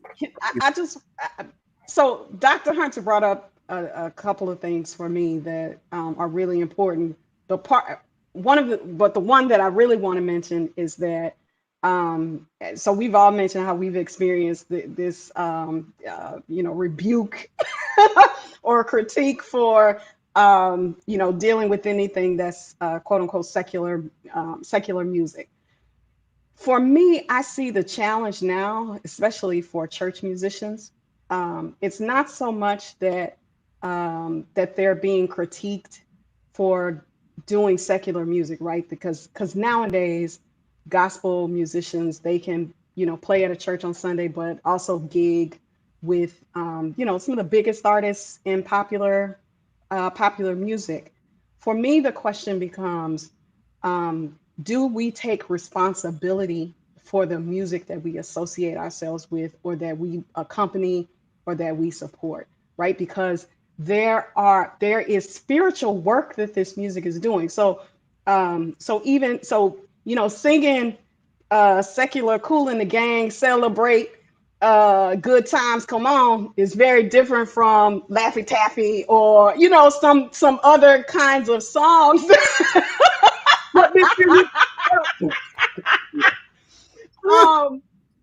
And we know there's a range of hip hop, but we also know that that these kinds of music do spiritual work. I mean, you listen to some of it, and not to sound spooky, some of it can be we know that it can be demonic, or tapping into, and I know people shy away from the use of the term demonic, because it has it implies that some type of spirituality is better than others. Right. Or one, yes. Right. But as a Christian, right? So as a Christian, doing church music, but also doing other musics, where these other musics, they're doing spiritual work that is not in line with the theology that you claim to hold in Christianity. I see a lot of musicians making a kind of compartmentalization, saying, well, I'm just accompanying, or I'm in here, this is my witness. But it's like, where's the fruit of the witness that you're saying that you have? So for me, that is the question is not, can God be found in the secular, but the question is, do you really have the spiritual heft to do these different kinds of musics and really be a spiritual influencer in a way that aligns itself with what you say you believe as a Christian? And a lot of times it has to do with the vessel that the cistern that it's flowing out of at times. Because there are lyrics, there's lyrical content that I won't join or attach myself to. Music is all music, and I'm an adult, I'm grown. But even being an educator, there's certain things that I won't, commercially release or commercially be a part of. But there are some people, some vessels, some, well, I'll just leave it there. You can take one song, even Mary Had a Little Lamb, and it can come out very differently. Yeah. Depending on what cistern it's flowing out of. So that, that's a whole nother touchy subject. But, you mentioned something, Dr. Hunter and Dr. Barron. There's a difference in sacred music that has a worship aspect, Levitical accoutrements for worship. And then there's something different with the commercialization of that music. Yeah. Known as the gospel music industry or CCM industry, which is all changing constantly because of technological innovation and now social distancing limitations and other things. But a lot of times you were mentioning artists, a lot of my friends that you were mentioning and people that I know in the industry. And many times people are making recordings because it is the industry and it's a business. And then in their church, they flow and function a different way. Mm-hmm. And they're not, everybody can't do that. But then there's a flow for some reason. I like to say this all the time. God is not, nothing against Staples. I love Staples, FedEx, Office Max, Office Depot, Xerox, old, company name that people should know. But God is none of those things. He is not Xerox, Staples. He's not a facsimile creator. He's not a copy machine. He's not a printer in the ideology that we all have to be the same. We are all very individual and originally made. But for some reason with industry and commercial music, they want everybody to sound the same. You got to drop the same notes here. You got to have the same beat. You got to break it down here. It has to be so many minutes to fit here. You have to have, for this particular subgenre of gospel or for this area region, you got to have you have to have a squall, which, how did you do that? That's not classically trained.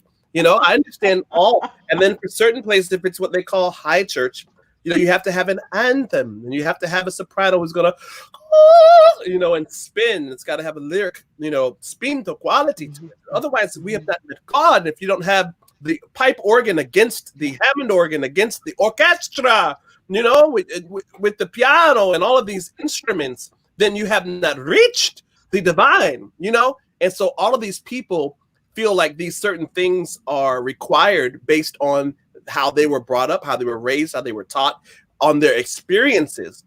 But what's amazing, I remember some of the earlier questions, people were saying, why aren't hymns there? Even Laquita mentioned, why aren't hymns in megachurches? Some megachurches do have hymns. Some don't, because they have to move services. They have to have multiple services in one Sunday. They got to get the people in and out. People don't have hymns. People, why they don't have hymn books in church? Because everybody steals them. People have hymn books at home. They got them on the walls. They don't, so that's why they don't do that. And now people have cell phones and iPads and Android devices. And then they used to have overhead projectors. So it changes. And to say that a small church, I know small churches or house churches where they don't have hymn books or they don't sing hymns. But I think it's great when you go into a worship service, no matter what the denomination is, and there's a balanced diet of anthems and hymns and spiritual songs and songs of the Lord that happen in the moment, and worship and CCM and social justice conscious music that deals with people realizing who they are and being not in denial, but being totally aware of their roots, their culture, how they have come together, how they are. Stony the road we trod, bit of the chastening rod, lift every voice and sing songs like that. That's one that I could think of that's set in a gospel style. But sometimes I've looked on certain, I was just researching this the other day with NARAS, National Academy of Recording Arts and Sciences. I was looking at the Grammys, how certain songs, even Christmas songs, are categorized based on the style, R&B, or Americana music, or American roots, are classical, depending on the style and the accoutrements of instrumentation that surrounds it and embodies it, instead of it just being gospel music based on what some people think. And I understand where that comes from. The gospel music is based on, as you said, Dr. Hunter, the lyrical content, where you have to say this, Jesus, so you have to have this, and then it's inspirational. If not, And then you get into the Ayala Van Zant, which is inspirational. Some people, church people say, well, that's not Christian. It's, that's inspirational. And we don't do inspirational. And we don't do, I've had a chance to play for one of Les Brown's motivational speeches in his house party in Potomac, Maryland and DC. And we don't do inspirational. If you're not going to come clean with it and come all the way with it. And so when you talk about divinity and spirituality, as Dr. Barron said, it encompasses a huge umbrella, a huge, how do I say it? Wow, I won't say a pantheon, because then that speaks about different gods in terms of theos and theology. I'm not a divinity school student, but it encompasses a lot of practice. I'll say that, and a lot of aesthetics and principles. Correct. And so I love it, Dr. Barron, how you will, in your description, you're saying in Christianity, that type of church, because there's so many different forms of what people consider church to be. And whether there is the presence of an antithetical figure to the theos or to a monotheistic figure, the divine creator, So for some people, divinity happens to be very different things. And I'm grateful that we've been speaking from that point of view. This is very interesting, because I'd love to hear now from you all. I'd love for you to prognosticate, not so much maybe even from the divine part or from the musical part, but from your experience and being trendsetters and being change agents and people who have studied and really spent a lot of time reading and looking at patterns in church, patterns in worship, patterns in education, the differences between a divinity school and a seminary, which is very different. Can you all tell me, in your opinion, what significance will the essential workers in the fields of music and divinity play post-COVID-19? What significance will the essential workers in the fields of music and divinity play post-COVID-19? I'd love for you all to prognosticate and tell us what you all possibly think after so many years of study and researching trends and patterns in the earth and in church and through governmental structures and education and the like. You want me to go? Yes, Dr. Hudson. Sure. So I believe that post-COVID-19, there is a new level of responsibility, I think, for gospel artists and for preachers. I think that this whole COVID-19, we cannot go back to like church as usual and doing church the way that we always have, right? So this season of COVID-19 has been very illuminating. We already knew that healthcare disparities existed prior to this happening, but COVID-19 in many ways functioned in a way to open all of our eyes to the healthcare disparities that exist within the Black community, and Black people not getting the kind of attention and care that they need. But I believe that there needs to be, again, another level of sensitivity in the preached content as well as in the lyrical content of music to speak to these new social realities that we are now facing. And I think that cannot always necessarily be discovered in, contemporary music and some of what we hear on the radio, because a lot of times what is a commercial sound and what has been constructed, as you described earlier, a sort of tight structure to be appropriate for a radio format, right, and to chart, that doesn't necessarily translate into church worship, right? So that's one responsibility, that we have to be more sensitive as to how we are constructing our worship.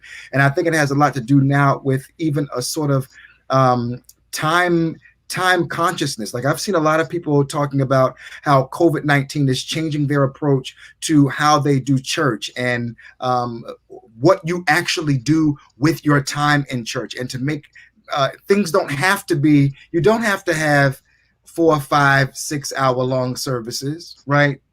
Shout out to people who do that. God bless you, but I think, You don't have to have those kinds of very, very long services in order for the Spirit to move, and in order for you to have this moment in which music meets divinity, and in which people are saved, set free, filled with the Holy Spirit. So I think post COVID, we have to restructure how we do church. We need to restructure how we do music, and rethink even what we say, and the theologies that we are promulgating from the pulpit, to be more sensitive to the economic the economic toll that this has had on Black people, right? Not just healthcare, like economically, we have been hit in ways that we have not been hit before. So I'm hoping that COVID-19 will help us to see more clearly how we can't just be so heavenly minded, as it were, that we are no earthly good, or that we don't actually speak to what people are doing and what's actually happening here on earth. Heaven is wonderful. I look forward to it, but that's not all I want to hear about in church. I want to hear about what's going on in our communities. So I'm hoping that COVID will open the eyes of the preachers, the musicians, to begin to be more sensitive to what's actually happening in the community and in the lives of the people. Mhm. Awesome. Barron. Barron. I want to echo that charge to the preachers and the musicians to be more conscious of what's going on in the world, because I think all of us need to gird ourselves for suffering. There is a period, unless God really intervenes, there's a period of suffering that's coming that I think most of us haven't seen before. And so actually speaking to that suffering in the kinds of ways that the spiritual spoke to suffering, right? And the gospelization of hymns spoke to the racialized suffering that we are facing, the community specific kinds of suffering. I think that is very important. And I want to see us do that more. One thing that has actually encouraged me as we've been in COVID is that, and encourage may be perhaps the wrong, or definitely not the politically correct word, but something that has really given me some pause and I would say some encouragement about gospel music in the Black church, is that despite all of the risk of COVID, people have still been funeralizing their loved ones in grand fashion in Black church style, right? We've seen not just George Floyd being funeralized in a very Black church way, but I've seen that also in Houston on live streams. And some of the ways that I felt most connected, sadly to say, most connected to communities is through these funeral services where people, risk COVID to sing the songs that bring comfort, to preach and to declare God in these ways that have sustained us through the generations. And I say that's encouraging because what that says to me is that the Black church will not die. The Black church is not on the verge of dying. And it seems that every generation, every so many years, scholars say the Black church is destined to die, or it will die if they don't make this change or if they don't do that. But we see how the church still ministers to individuals and the communities in a unique kind of way that would cause people to still gather in the tens and hundreds, right? To sing together, to hear the music, and to hear the word preached in a Black church kind of way. And so, in terms of what I see post COVID, I see us returning to a lot of the Black church tradition. And to be honest, I feel as if right before COVID really hit, Kanye West Sunday services were starting to help people realize that we can financially make a financially viable turn back to gospel as Black music, opposed to everything either being pop Black pop music gospel, or being a kind of CCM adaptation, right? So and I know Kanye West is a controversial figure, but in terms of what musically he was doing, exciting musicians again, right? Or having people get excited about the tradition. And so getting back to the roots of the musical roots and the lyrical roots of gospel music, I see us moving in that direction as we come out of COVID. Wow, this is amazing because you all are so nicely, seamlessly flowing into my final question. So I'm going to ask for those of you that are still watching, the numbers are really staying very high for this particular episode. So if you have a question, please type it into the comments as I am starting to close out now. So I'd like to ask you, Dr. Charrise Barron, Reverend Dr. Charrise Barron, Reverend Dr.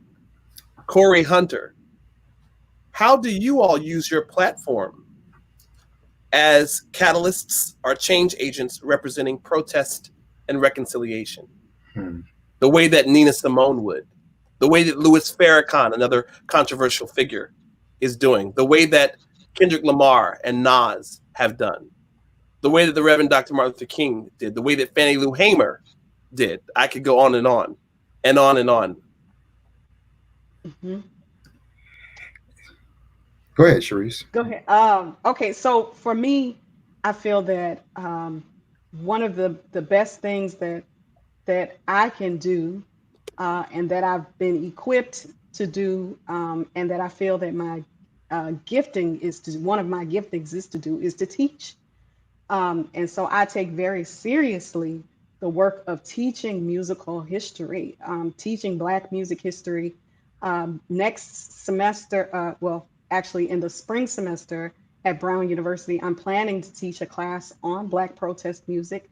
I've taught a class like this at before at Colorado College, but this class I'm changing it so that it's part performance and it's part research, so people can make this connection between Black Lives Matter and the long history of civil rights struggle in the United States.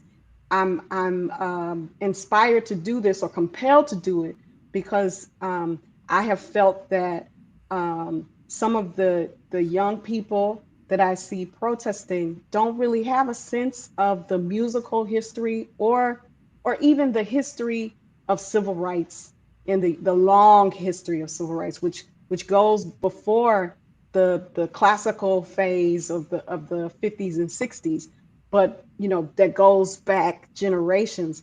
They don't really have a sense of that. So when I would see things like, this is not your grandmama's protest music, those, or no, they would say, this is not your grandmama's protest, or those sorts of things.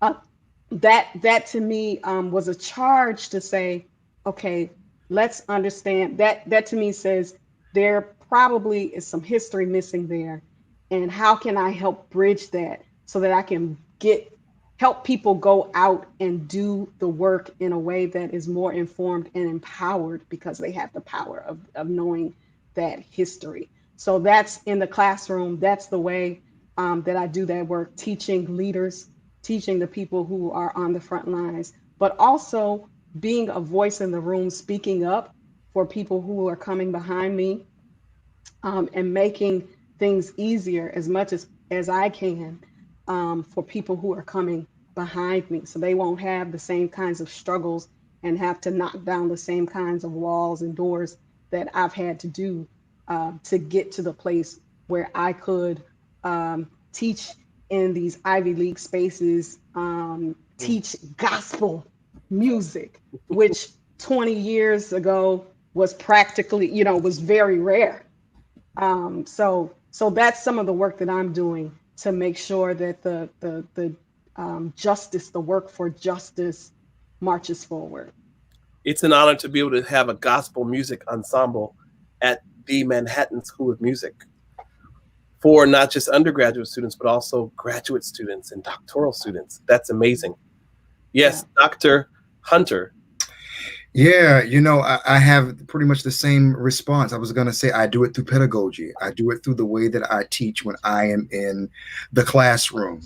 So one of the moments in both of my classes, my Music of Black Americans class, as well as my Religion and Black Popular Music class, I love it when we get to the era of rock and roll.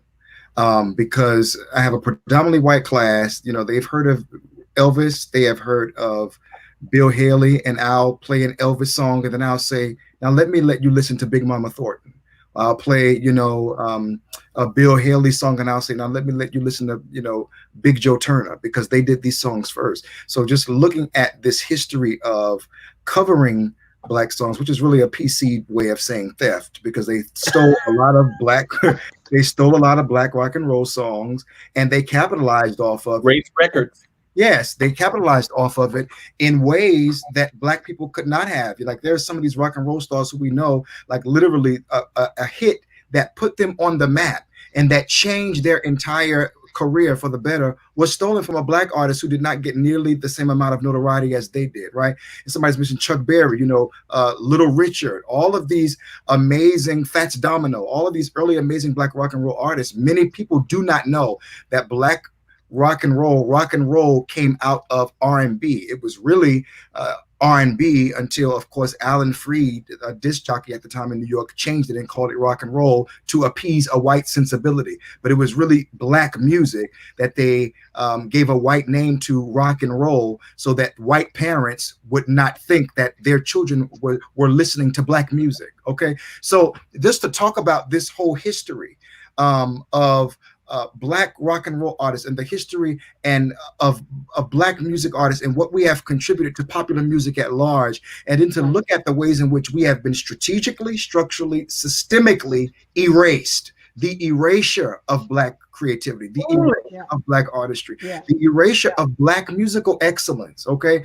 And so I make sure to emphasize that in my course, because we need to know the ways in which we are erased out of history and the many ways in which that is still happening, okay? And of course, you mentioned race records as well. I spent a significant amount of time talking about race records, and even some, like if we look at some of the imagery that was used to market some of these race records, the verbiage that was used in talking about, in advertising these artists, it's appalling. It's appalling. It's essentialist. It's denigrating. It's dehumanizing. So I talk about this whole history of the ways in which Black music has been profited off of, how a part of the American popular music cultural enterprise has been to profit off of Black people without giving us our due credit of being some of the original creators of these sounds that you are hearing white people perpetuate.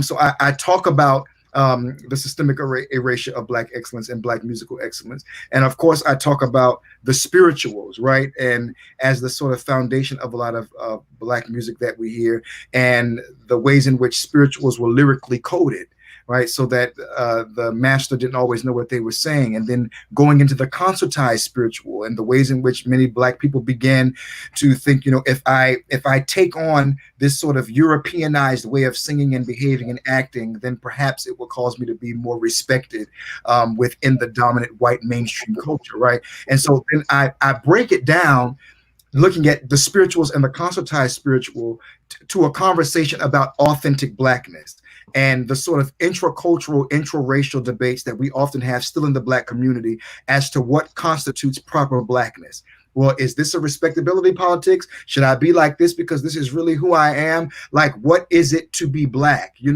Because we see now, even in the political realm, Black people, Black conservatives who are critiquing the Black Lives Matter and, people on the side of the Black Lives Matter. Black people have never been a monolith. So my goal also is to emphasize the diverse nature of Blackness, the ways in which Black musical creativity has manifested across genres, across a range of genres, because we love to limit Black people to the certain kinds of music that we think, Black people should be doing. We say, it's hip hop or, R&B, and we have no clue that it was also rock and roll, and let's not even get into the debate about jazz. That's a whole nother, Lord have mercy, whole nother history of racial tension, right? Another thing, lastly, that comes to mind is the history of blackface minstrelsy that I emphasize a lot in my classroom. And that's such an interesting topic because students are appalled at the stereotypes that were perpetuated in blackface minstrelsy, from Black people being too lazy, from Black people having big noses, from us having a structure, a physical structure that was that looked intimidating or violent, us being all of these ideas of Black people being inherently criminal and hypersexualized. All of this stuff was seen in the 19th century, early 20th century, right? And we are still seeing that today. And so, I showed my class what happened with Justin Trudeau, the Prime Minister of Canada, who recently came out and said he was sorry because of a blackface photo that came up that surfaced of him. I showed them a video of Megyn Kelly when she was apologizing for a blackface comment that she made. And just recently, Jimmy Kimmel and these comedians are saying, I'm sorry because I did blackface. So this stuff, history repeats itself. And I show them these things so that they can know what the history is and why they should be appalled, but why they should also understand the ways in which it continues to repeat itself and the ways in which Black bodies continue to be marginalized the same way over and over again, but it's just materializing and manifesting in a different iteration. And let me just add this too. Part of the work that we do in the good fight is being scholars and writing the stuff down, writing our histories. That is as much an activist work as marching in the streets, because just as we say, if you didn't take a picture, it didn't happen. In the academy, if you didn't write it down, then it did not happen. Mm. And so for us to actually document the work, the musical work of these generations of musicians and artists, that is also, in my mind, part of the activist work. That's good. Spoken word, the sung word, the written word, right? Mm. All of those work together phenomenally to do the work of justice. Absolutely. Yeah. Yeah. I just have to repeat this again. You both have said so much. I hope you all are paying attention. We were just schooled. Some people say that's not the correct word to use. I intended to use that. We were schooled. We were just educated.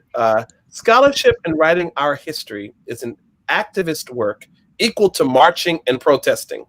If you did not write it down, that's what the academician would say, it did not happen. I'll say it again. Scholarship and writing our history is an activist work equal to marching and protesting. If you did not write it down, it did not happen. Okay, so I'm just going to jump the gun. So I was having a conversation with my big brother, one of the most phenomenal musicians, writers, composers, singers, trombonists, trumpetists, I should say, pianists, percussionists, and on, Wycliffe Gordon, who's on, and he just said, we have you guys and we need you. Let's link up and connect this network of educated minds. We know what time it is. I saw my brother, Patrick McCoy on here. I have been moved, and I'm going to do this. I'm going to announce it. Hopefully they will agree. But I'm going to need Dr. Charrise Barron and Dr. Cory Hunter, along with you, Wycliffe Gordon, my big brother, and Dr. Patrick McCoy. I want to pull you in as well. But I'm going to forge an alliance, not of something that we have to meet about and talk about nothing and post things for people to like it or not like it on social media. That doesn't put any money in the pocket. But in scholarship, I really am going to do an online, maybe I'll do it in August. I don't know, before classes start, but I'm going to do an online symposium on protest and reconciliation, on the Black voice in the context of music, gospel music, the traditions of our roots and our culture. I mean, I know you all are enjoying this. I am just blown away by the level of knowledge and the measure of information that's being disseminated right now so freely, almost from this, a water spigot from Dr. Charrise Barron and Dr. Cory Hunter. What you all have just said is the crux of the future and the development. Hopi Randall, you all said Hopi. I'm guessing that Hopi is a phenomenal, brilliant mind as well.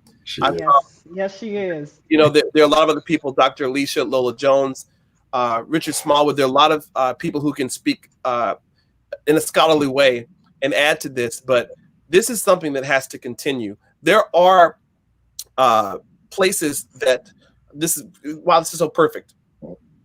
It goes to my next question. I was going to say, historically, who are some important names that come to mind concerning the school of thought centered around music, divinity, social justice, protest reconciliation? I know that there are organizations like the NAACP. There are organizations like NAM, the National Association of Negro Musicians. There are organizations like the Society for American Music. They have a conference coming up in July. Dr. Barron will be having a conference, I'm sure, again, at Brown University. Dr. Hunter is going to be doing a lot of things. There's also a phenomenal mental health specialist and another graduate, one of their classmates from Yale, who's now working in Texas.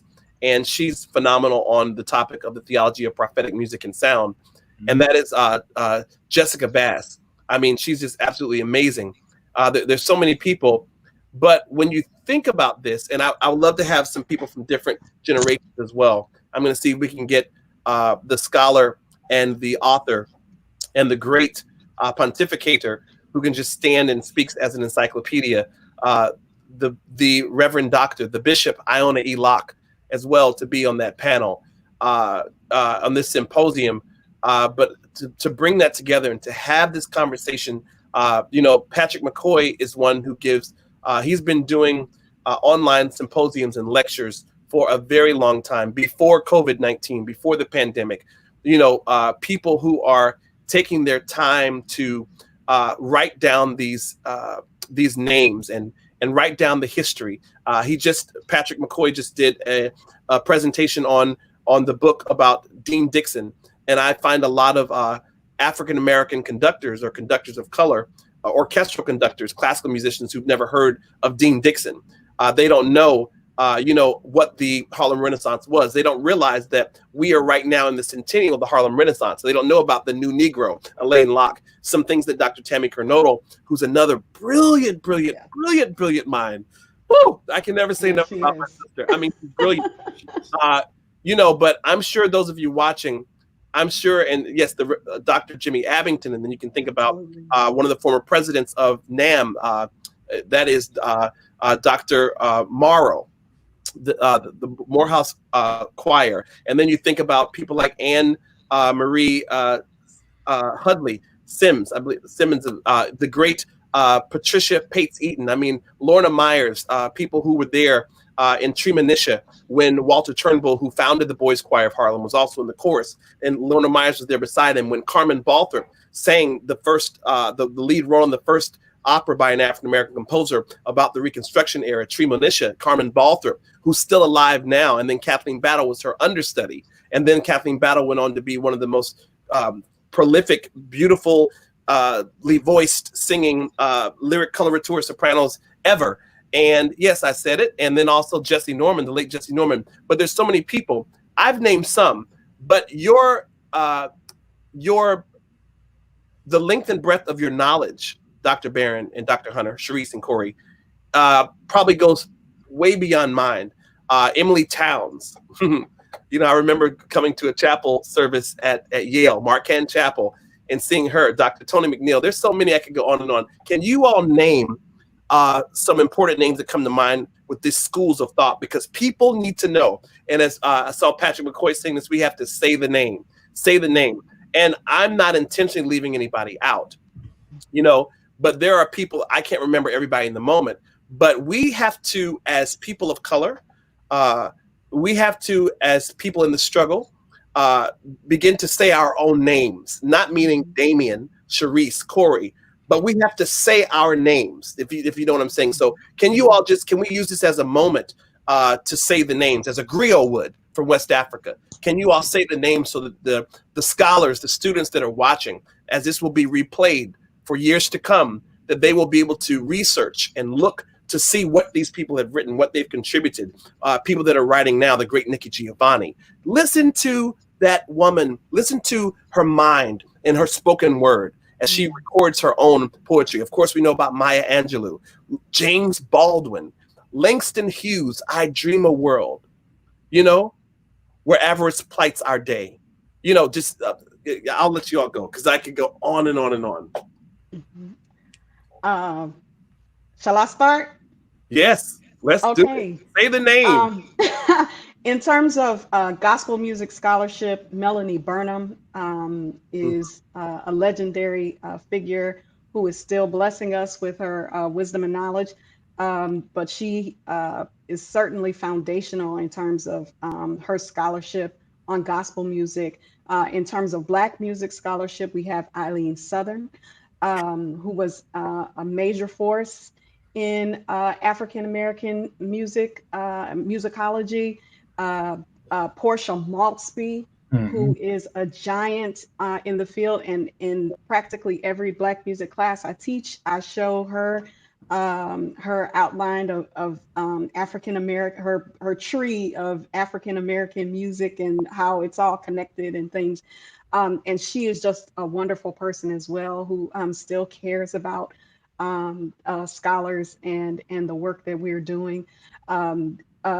Guy Ramsey, Guthrie Ramsey, who is at the University of Pennsylvania and who was also, along with Tammy Cornell, at the Spirit Sounds Conference that that we co-organized that I co-organized with another professor at Brown last school year. Guthrie Ramsey is a giant in the field, and his book Race Music is still a seminal text. Someone who writes about gospel, he's a religious historian who writes so beautifully about the Black church in Chicago during the Great Migration, Wallace Best, in his book Passionately Human, No Less Divine. Those are just a few of the names that I want to call. I'll let Dr. Hunter take it from here. You know, those are all great names, and I'm happy you didn't go on because I'm like, she's about to take all of mine. But you know, there's also as foundational text scholars who have done the work of bridging music, musical and divinity and thought in that area. Horace Clarence Boyer, of course, is a very foundational text. How Sweet the Sound, in which he documents sort of the history of the golden age of gospel when gospel music began to be commercialized, and he talks a lot about the classic groups, the female groups and the male quartet groups, right, which were seminal musical moments in gospel music history, right, during the 40s and in the 50s, and in particular. I would say also in that same vein of sort of introducing people to the connection between music and divinity, Robert Darden is another significant text in which he documents the entire history of gospel music history. Names like Sam Floyd and Ollie Wilson, I think, are extremely important. Sam Floyd's seminal text, The Power of Black Music, and Ollie Wilson came out with an article that many Black scholars still quote on the heterogeneous sound ideal. So these Sam Floyd, Ollie Wilson, they were doing work in really trying to connect musical sound within the Black diaspora and trying to figure out what are the commonly shared musical, rhythmic, stylistic elements of Black music making. And they have done fabulous work in that area. I would also say people who are our contemporaries, Alicia Lola Jones doing work on gospel and Black male sexuality and Black men in the gospel industry. Braxton Shelley, who's doing a lot of work on gospel music and experience and is analyzing the work of Richard Smallwood. And of course, Birgitta Johnson, and the list goes on and on and on and on. It's just I'm encouraged that there are more and more and more gospel artists, and of course, I think Damien, you already said Tammy Carnotto, but it goes without Yeah. saying that she's a powerhouse in her own right, who has blazed the trail for people like Charisse and myself to come along. Yep. And you know, she's just a gem and has just Yes. availed herself to me in ways that are just unprecedented. She just always likes dropping nuggets of wisdom. So not only is she a powerhouse intellectually and has contributed significantly to Black music scholarship, but she's also just like a big sis, you know what I mean? Like I'm here for you, which I appreciate. So those are just some of the names as far as scholars that I can just drop who have done significant And work. let me just also add Emmett Price, who was editor on the book on gospel music and hip hop, or the Black church and hip hop. And he's also doing amazing work at the center that he founded at Gordon Conwell on studying Black church in general. So he's also another important person if you're looking at the relationship between justice and the church and music. Yeah. Yes. Mark, I don't think many people also, because I'm not sure how many people know of him, but Mark Burford is another name for gospel music scholarship, and he just released a book on Mahalia Jackson not too long ago with the Oxford University Press. So that's another name to look out for. You are trying to get us in trouble because now it's like I can't remember my brother. I know. I'm sorry. Did I forget? Forgive us if we didn't call your name. Please forgive us. Count it to the head and not to the heart, as they sing in church, right? Sorry. Exactly. And I'm trying to think of my brother's name. I know Dr. Carnotto, I think, did the forward to his recording. Mark Lomax, Dr. Mark. Oh, yes. Yeah, Yes. Mark Lomax did the 400, which I believe it's 10 to 12 discs or CDs or recordings that deal with the journey of 1619 to 2019, 400 years of African coming to America via the Middle Passage through slavery from West Africa to Point Comfort, Virginia, on the ship, the White Tiger. That was the first time it was documented. There are so many people.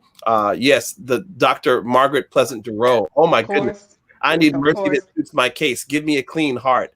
Yes, Dr. Damien Price, who did his dissertation on her life's work. There's so many Bernice people. Bernice Johnson Reagan. Yes. I mean, I could go on and on with saying their names. And it's funny when my mentor, Jessie Norman, did her huge festival at Carnegie Hall called Honor, a celebration. It started off with a roll call of all of the names of every person of color that had performed on the Carnegie Hall stage or even cleaned the stage, whether they were an usher, no matter what they were, had been on the stage to step foot. And it's funny because my mentor, Wynton Marsalis, you all will probably remember if you've done this movement from his Abyssinian Mass, the movement Recessional has a roll call that he it's so nicely juxtaposed against Scott Joplin's Marching Onward, real slow drag, the closing movement of Tremonisha, that is sung by the entire cast, the entire company, the chorus led by Tremonisha. And also he juxtaposed it at the same time against the chords of Aguas de Marco. Pedro, do fin do camin. A stick, a stone, it's the end of the road. That is Antonio Carlos Jobim's song about life and how you find life. And we can find divinity in everything that we do. But in saying their names, he has a roll call which says, I see Ezekiel's wheel and Moses' staff and the thundering trumpets of Jericho. Done climb Jacob's ladder with the patience of Job and the faith of Father Abraham, sweet Mother Mary and Martha. John the baptizer, John the revelator, even old Methuselah standing there with Lazarus, all the fountains of gold. And it keeps going on and on because we know in the Bible, there's a double mention. You have two Johns and you have, some names that are mentioned twice. But as you get into composers like that intentionally used the African cultural component of spoken word, rap, it's been there. You know, yeah, the symposium has to happen. You know, we have to lay this foundation. You know, and it's great that this is great. Why is there not a Black Sacred Music Consortium comparable to the American Guild of Organists or the Association of Anglican Musicians? Because that does not speak to our history. It does not speak to the way that a musician like a Jimmy Abington can sit on a pipe organ, a Rogers. I saw him do it at Jesse Norman's funeral. Other people know about it, and he can play a pipe organ and take you into the heavenlies, just as the great Diane Bish can also do when she would play at the Crystal Cathedral. But also that same Dr. Jimmy Abington can sit down, just like John Paul McGee can, from a pipe organ to a Hammond organ and take you to church. The same way Twinkie Clark can sit on the Hammond organ and she can bump. And then she can play A Mighty Fortress Is Our God and arpeggiate it and make sure that the chords are very Brahms-like as she moves and transitions into a chromatic scale, and then adds a jazz block chord and then bumps you back to church with the tritone. So there are people that can do that can do these types of things. I am super excited. We've gone way over, but I'm loving it because I've got to go back and study tonight. Because you all are a wellspring of information. And guess what, everybody, those of you that are still watching, the numbers are going up. They're not empty. And see, our job and our duty and our calling when we talk about music and divinity, we can't go anywhere. We can't die. We can't be silent until we're empty. One of my mentors, the great James Duncan, Apostle James Duncan, originally from Guyana, and he's one of the reasons that I moved to New York City. He told me, he said, never die empty, son. Never die empty. And I think if people would hold on a little longer and realize that what their calling is in the earth and their purpose to be the one that is a progenitor of this information and one that propagates not just gospel, but the gospel, the good message of the history of what our people have come through and struggle, and how we still stand. We are still strong. We don't buckle. We don't bow, just like the church. The Black church is still alive and strong. You know, the church, we're not jellyback, as that's one thing that Bishop Reverend Dr. Iona Locke will always say, you know, I'm not a jellyback Christian. And when you look at our faith and the faith of our fathers, the faith of our mothers, when you look at that and you see everything that we have accomplished, you know, when you go to Washington, D.C., I take my class from Manhattan School of Music to Washington, D.C. I'm hoping that things will open up, that social distancing limitations will be lifted, and that COVID-19 will somehow cease, and we'll be able to go back to D.C., right by the Washington Monument, near the lawn of it, and right near the lawn of the White House, and be able to go into the Smithsonian. Lonnie Bunch and his team created this wonderful place where we can go and look at our history. The National Smithsonian Museum of African American History. But what I love about it is when you walk into that place, when you walk in, you get into an elevator that's very crowded. I was just telling my class early today, my African American music history class for a summer program. When you get there, you go into an elevator and it's crowded, just as our ancestors had to be crowded in chains and in fetters, in ships with dung and urine and without adequate food and without sunlight. And maybe they were dealing with scurvy, and maybe they were dealing with a lack of vitamin C and other things. And they had to be in the ship not knowing where they were going. Some died and dead bodies were on top of them. They couldn't breathe.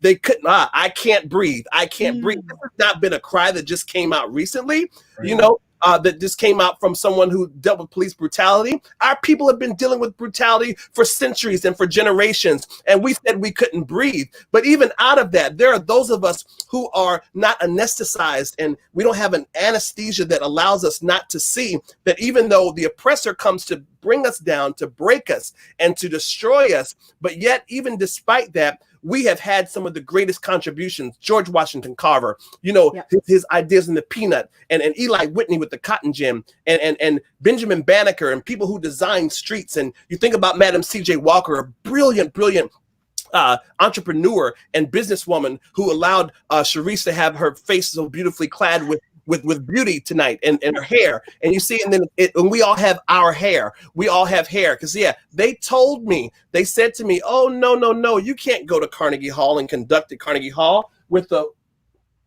mohawk. And that's why I grow it longer, because my mentor, Jesse Norman, says, how dare you think about cutting your hair? Keep your hair natural. This is who I am. This is me. This is who I be. This is my isness. Look at Charise's hair. This is who she is. This is Cory. So you don't have to tell us that we have to cut our natural hair or we have to conform to something that's used for military war, that we can still articulate and we can't still pontificate and we can't still be able to communicate and conversate on a level of understanding and a level that people will be able to be followed through.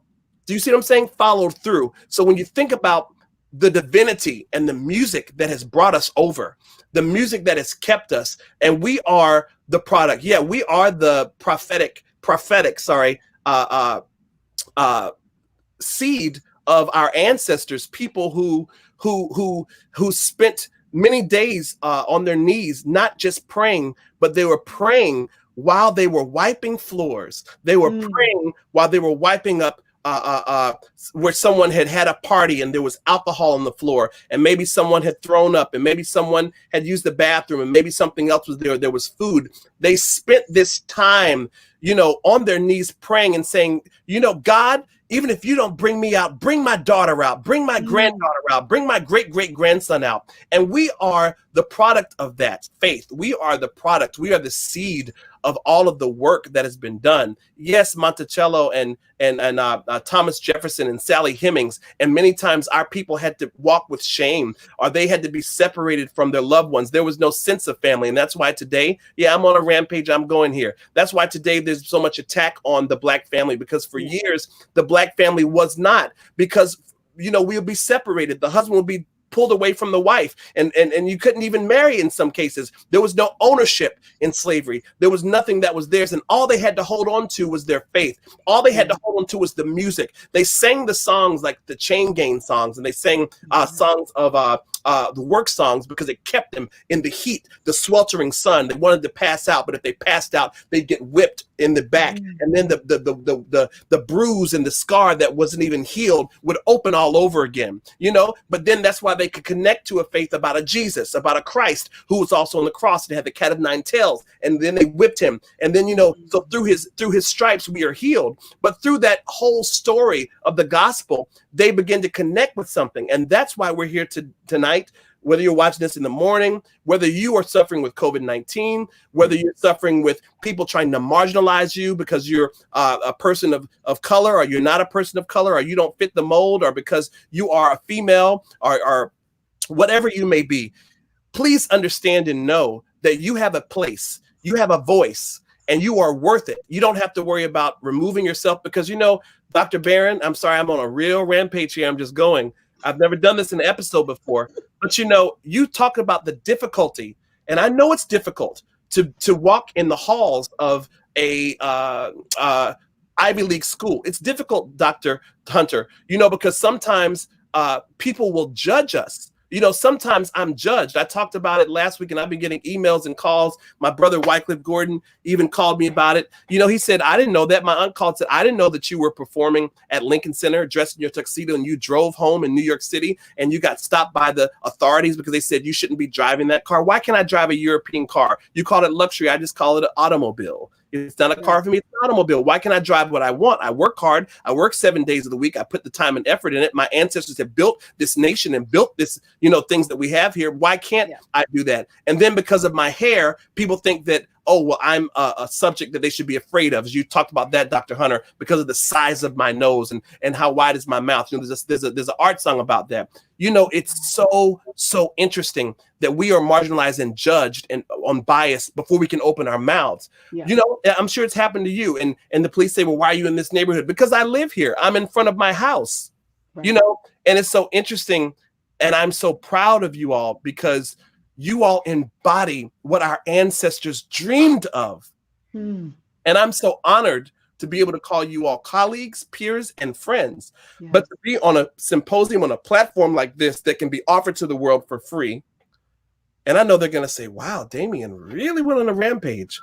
But I'm amped up, I'm stirred up, I'm moved, because there are too many people that look like me around the world who need to hear this message. They need to know that they can have a hope in God that can take them in, through, around, over, under, through anything in life. And you all embody that. We can hear it in what you say. We can see Mm-hmm. it. You're very well put together, but we've all had times where we felt like we were crumbling. We've all had difficulty. We've all had pain. I don't want people to think that, oh, you all just easily just bantered and walked into Harvard and Yale and it was all easy and you didn't have difficult days and difficult assignments and difficult professors. No, those days were there. But I celebrate you all because you all have survived and you all are a beacon. You're a catalyst. You are a light on a hill for people to follow. And yes, I would pay for this, and people said it. You know what? If someone asked about that, I don't do this. If you want to give, go to DamienSneedFoundation.com and give, and I will give that and split that between Dr. Barron and Dr. Hunter. Let's sew into them if you want to do that. They can give you their websites as well. Can you all do that? Can you all tell me what website, how people can reach you? Because I know you all are about to be booked.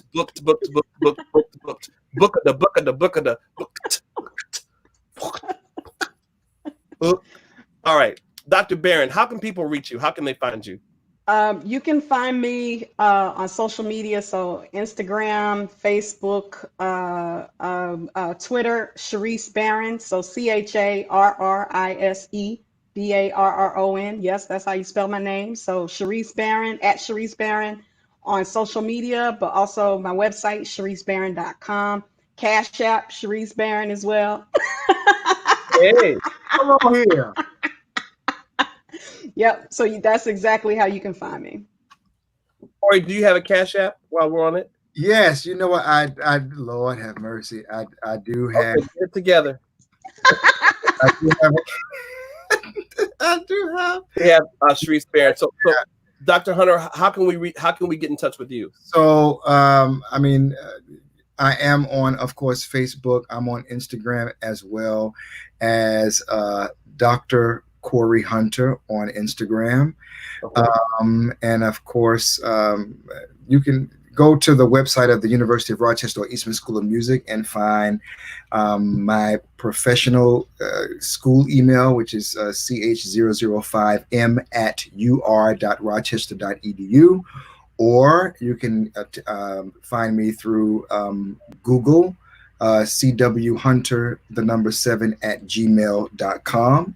And you know what? I'm trying to remember what my little. They're asking for your Cash App, your Cash App, your Cash App. Cash App. That's it. Thank you, Patrick McCoy. That's exactly it. I keep posting this. I haven't met Hopi, or maybe I have, but I love what Hopi said. You all have not only survived, but you've flourished. You're flourishing. You're flourishing. You're flourishing. Hallelujah. So Hopi Randall is she is over admissions at Yale Divinity School. Oh, I do know Hopi. Yes, she's also our classmate at Yale Divinity School, and she is a force herself. So she's just a wonderful person. And thanks for being with us tonight, Hopi. So I met Hopi when Bishop Iona Locke spoke for Marquand Chapel. Marquand, Yeah, Marquand, sorry. Hopi, yeah.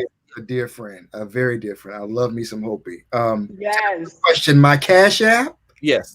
Is CW Hunter, $CW Hunter. Okay.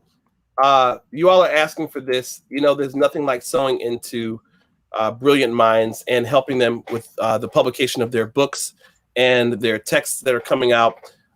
We all spend a lot. They have spent a lot. We spend a lot of money trying to go to school just to be in the place and as scholars to be able to write down this history and to spend the years of years and years and years. Sometimes your brain is just like fried. Years. Yeah. Oh yeah. I can't. Thank you so much, Patrick McCoy. Wow, this has just been power packed. Okay. Woo. Okay. Yes. I remember that, Dana, in New Haven. Okay. If you had the opportunity to speak with yourself at 18 years old, what things would you say to yourself? Good question. I would. Go ahead. Go ahead.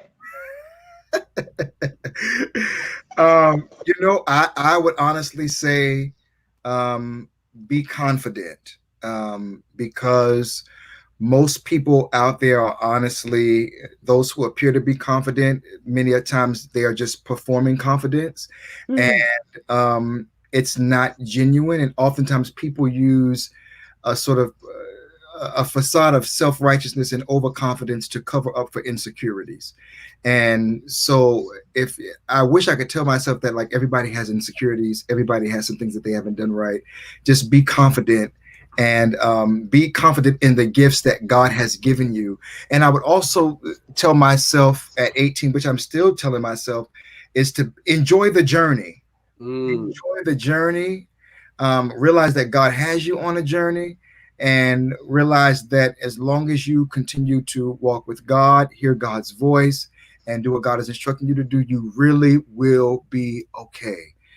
Everything is going to be okay. Don't just worry about the destination and getting to that next thing and feeling like you have arrived, but learn how to appreciate, be grateful for, and praise God in the midst of the journey, because there's so much to be learned in the journey that does not necessarily just get revealed in the destination. The process is the journey, right? The growth happens in the journey. Good times, bad times, as well as triumphs, they all happen in the journey. So I would really tell myself to be patient, and even in the moments when you're by yourself, trust that those alone moments, God is still shaping you, and realize that every moment that seems like it's defeating, every moment that seems like you can't make it, every moment that feels like you just are so overcome with the cares of this world, it's all working for your good. And to figure out in that moment, if you can, what God is doing and what God is saying in that moment, because God is still speaking, even though we may feel like God is silent. God has something to say. Even in his silence, he's saying something. That's sort of what I would tell my 18-year-old self. Didn't mean to go into it. Wow. Yeah. In the Black church tradition right now, the Hammond organ and the drums would start, and we have a little. Yeah. Yeah.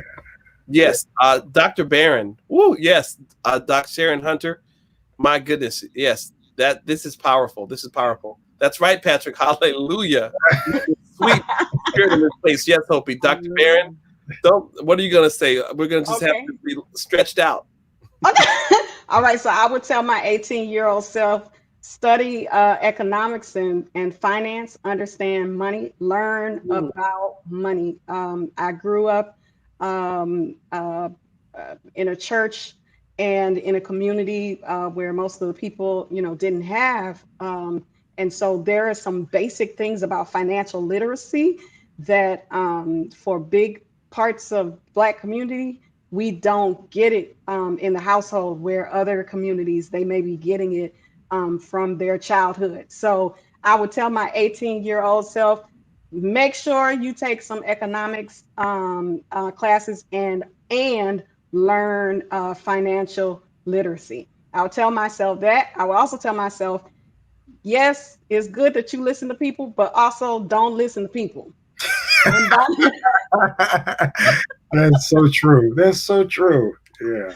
Take advice, but don't listen to people. And by that, I mean, don't listen to all those people who told you can't sing, who told you can't play, who told you can't write, who told you can't preach, well, actually, not many people told me I can't preach now. I hear you, preacher. I got to correct that one. They didn't say that about my preaching now. Huh? Come on here. But there is a way in which we can take criticism and grow from it. And there is a way that we can internalize the negativity that people bring to us that is born out of their own insecurities, as Dr. Hunter talked about, and out of their fear of you excelling, or just out of their really thinking that you don't have the gifts and the abilities that God really has given you, or they don't believe that you have the authority to walk in certain areas that God has equipped you for. And it reminds me of Andre Crouch. One time I heard him say, people would criticize his singing, and he would say something like, Yeah, you may think I can't sing, but I'm up here, as in on the stage, and you down there. So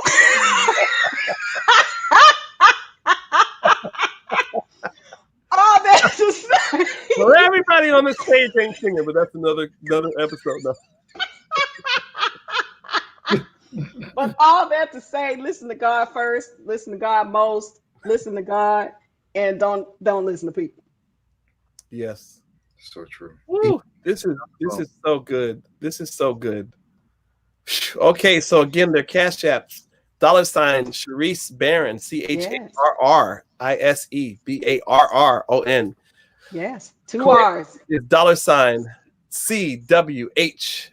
CWHUNTER. Sounds like that network, television network, the CW channel, something. Yeah. And mine is Damien Sneed. We are going to be doing this symposium. Hopefully, they will agree. Yes, I agree with you, Hopi Randall. Hopi Randall said the ushers will now come among us and collect the preachers. Yes. See, we're instructing on the liturgy of the Black church tradition and the experience. Are there any projects that you all are currently working on that you can announce, or any publications, or what's coming down the pipeline for you? Because you all have a lot of new followers now. People are like, this is gone. We're almost at 3 hours. Who cares? We're in a pandemic. We don't have anything else to do. All television is on demand. They're tired of eating frozen foods. The restaurants are closed. You need to be inside anyways. You didn't wear your mask, so you can sit here and watch it. Watch it tomorrow when eating breakfast the next week. This is good for somebody. And you know what? It's good that we're laughing, because it's good for people to see that even as we are able to discuss things on a very high level, and we're allowed to allow the divine to flow through us, we are still real people, and we can laugh and we can be down to earth, because that's a big, thought, that people who allow the divine to flow through them, that they're just so pulled back and poised all the time. Mm-hmm. Hello. Greetings, and some are like that. Greetings unto you. Grace, mercy, and peace be unto you. Hello. It's very Elizabethan or something. But this is good that we're laughing, and it's good they can see that you all have teeth. They spent their time brushing their teeth and flossing, and they're going to smile. Really? You see it like, you see that, right? Yes, right. But they paid for the toothbrush and the toothpaste, and they didn't want a dentist, and they had to get up and brush their teeth. I say that and I'm laughing, but presentation, as Hopi said, you all have flourished. And it's good to laugh. We're going through so much that people need to laugh. Yep. People need to laugh. Every time I turn on the news or get an alert on my phone, it's something negative every morning. There's an earthquake. The bubonic plague is being released. This statue was taken down. Someone was shot last night. Something's going on while the fireworks are going on. There's always something. So yes, I choose to laugh. I choose to laugh. Yes. It's medicine. It is. It's medicine, and it's important. People need to laugh, because mentally people are really going through, and they don't want to admit that they're mentally challenged in this time. So getting back to it so we can close out. As you all can see, we're friends too. And India and Ireland. Okay. Yeah, we're friends too. And we're also tired because it's late and we all have to work today. I'm off tomorrow. I don't know if you all are off. Knowing Dr. Hunter, he's probably got to read 5 books tonight and write 4 50-page papers, because he's always working. So we had to get him on a call like this in order to make sure we could pull his head out of all of the Dr. Barron, you never see her. You never see Dr. Barron. She's always busy. When you do catch her, she's definitely down to hang and have fun. I know both these people. They've both been in my home. They came down for a birthday. Jessica was at that party, and Jessica Bass and Edwina Finley Dickerson, and we had a great time at my birthday party. Then at the it was at an art gallery in Brooklyn. I remember that. And then they got spiritual, and they had literally Hopi. We had to pick people off the floor. Jessica Bass off the floor. Yeah. And then they came to my house, and we had another party afterwards, and people stayed and we ate, and it was just good. You know, it's good to be able to have fun with people and just find people that are your peers and that are also your friends. That's very rare because a lot of people are jealous. Yeah. And a lot of people don't want you to succeed. And a lot of people don't cheer you on. That's why I appreciate people like Wycliffe Gordon. I know Laquita Mitchell's on here, and Patrick McCoy. They're always, especially Laquita and Patrick, anything I post, they like it. You know, they're always supporting.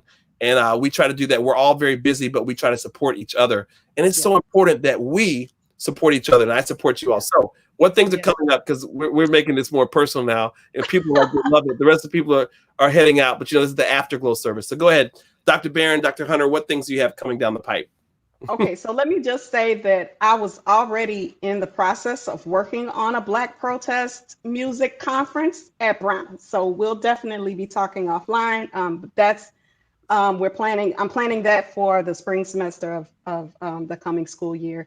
So that's coming up. In terms of publications, I'm part of a theology, modernity, and music book project, and that's going to be launching. That book will be released next year around Easter, which I'm really excited about that, on Oxford University Press. So I have a chapter in that book, and we're working with folks like Marcus Ratai at Yale and the brilliant, I'm looking at him. Oh my gosh, I want to call names, but they're escaping me right now. Oh man, how do you pronounce Awet's last name? Y'all know Awet. Ande Mikael. Yeah, she's a part of that project as well, and has a fantastic chapter in that book as well.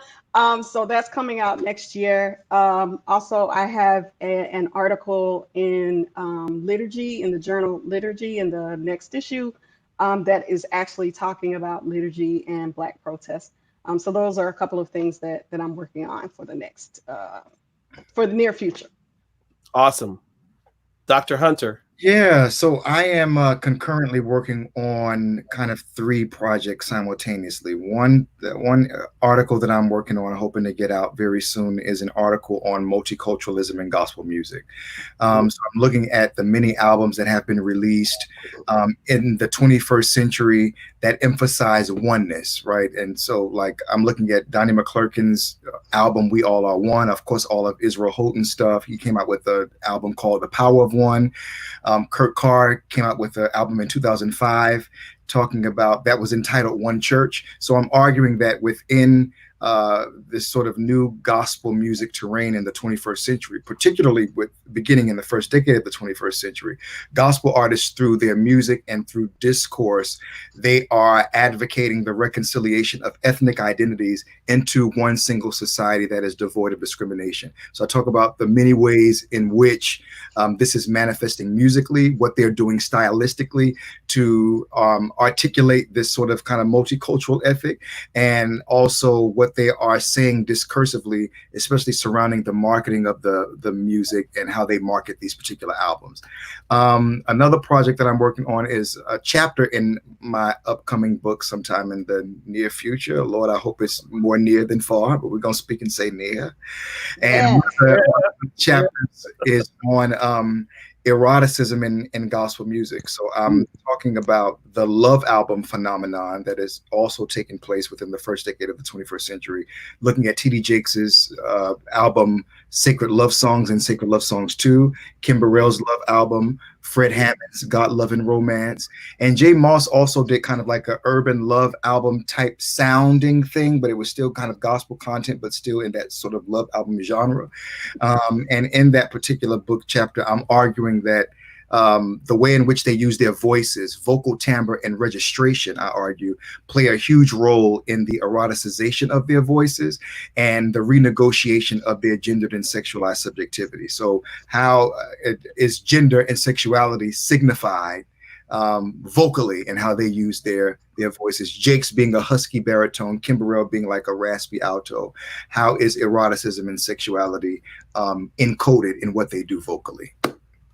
Wow. Oh, the third thing is I'm working a lot on piano and learning how to play by ear. And God is giving me many songs in my dreams and when I wake up in the morning. So I'm becoming a lot better at that because I want to learn how to accompany myself on the piano, just in case if somebody does not know how to play my own music. So I am in the process of taking piano lessons with a great piano teacher here in the city, and learning how to play by ear. Because of course I grew up on classical piano, so I know how to play classically, but it's a huge transition, as I'm sure you know, Damien, of understanding how to actually hear it rather than being stuck to the page. So that's also what I'm in the process of doing. So hopefully in the future, you all will see publications, books, articles, as well as hear my songs in the gospel industry. That's great. And there's a phenomenal pianist and multi-genre, multi-instrumental artist that just said hello, Hamilton Harden. He has a new project out. Just want to say that, called Pray. Check him out. He's out of Ohio. He's phenomenal. You know, I was cracking up, not at what you were saying, Dr. Hunter, but this comment, Dr. Barron and I could not stop laughing at Dana Fripp saying, throw a blanket over me. I'll be down here for a while. This has been so rich. You know, we don't have to open up for questions. We've given people so much to chew and masticate and to digest, and to allow all the nutrients and all of the vitamins and minerals out of what was stated today to become a part of their diet, to give you all a boost. You saw that, right, Dr. Hunter? I did. I did see it. So, yes. That's very interesting. The great Dr. Matthew Stevenson. Yeah. Connection, because Bishop Locke spoke at Matthew Stevenson's conference, and Dr. Hunter spoke to Bishop Locke when she was there with her book, Poised to Emerge. And there was a prophetic utterance that came to him in particular about his posture and Dr. Matthew Stevenson. So it's interesting that before we could sign off, it had to come across the screen. Yes, thank you all so much. Floretta, yes, you can catch the replay. Thank you all for the people that have stayed from the beginning. I don't know how you've done it to sit in one sitting. You know, the adult attention span is 45 minutes, but tonight we've been entertained, we've been moved, we've been blessed, we've been informed, we've been educated, we've been empowered. We have been challenged as well to say the name, talking about music and divinity. Wow, I cannot thank you all enough. This was definitely worth, you know, I won't even put a monetary figure, but at least 5 figures just for you all to even be present. You all are looking at 2 of the greatest authors, ministers, voices, songwriters, educators, and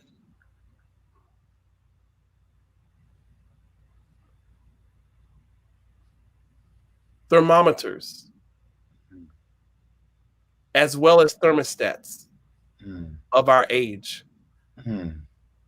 They will be people that you can look to and speak to very sagaciously. Their response will be able to speak truth and let us know where we are, because they are people who really care about where we have been. They're very real about where we are, and they're able to look to the future and speak to where we're going. So they are also thermostats, and they also are change agents. So please get familiar with their names: Dr. Charrise Barron, Dr. Cory Hunter. Their books will be available all over Amazon and other types of technologically innovative modicums in the future. That's right, Dr. McCoy, they are scholars. Hopi, I agree. Eyes have not seen, ears have not heard. This was just absolutely amazing. Thank you, Pastor Rosemary Wright. I am really, and I like using this word, but I'm verklempt. I'm on a high tonight. I'll admit this weekend was difficult with all the things that were going on. You know, even though it's supposed to be a celebration and a not celebration, that's the way. This was also a weekend where so much other stuff was being unturned.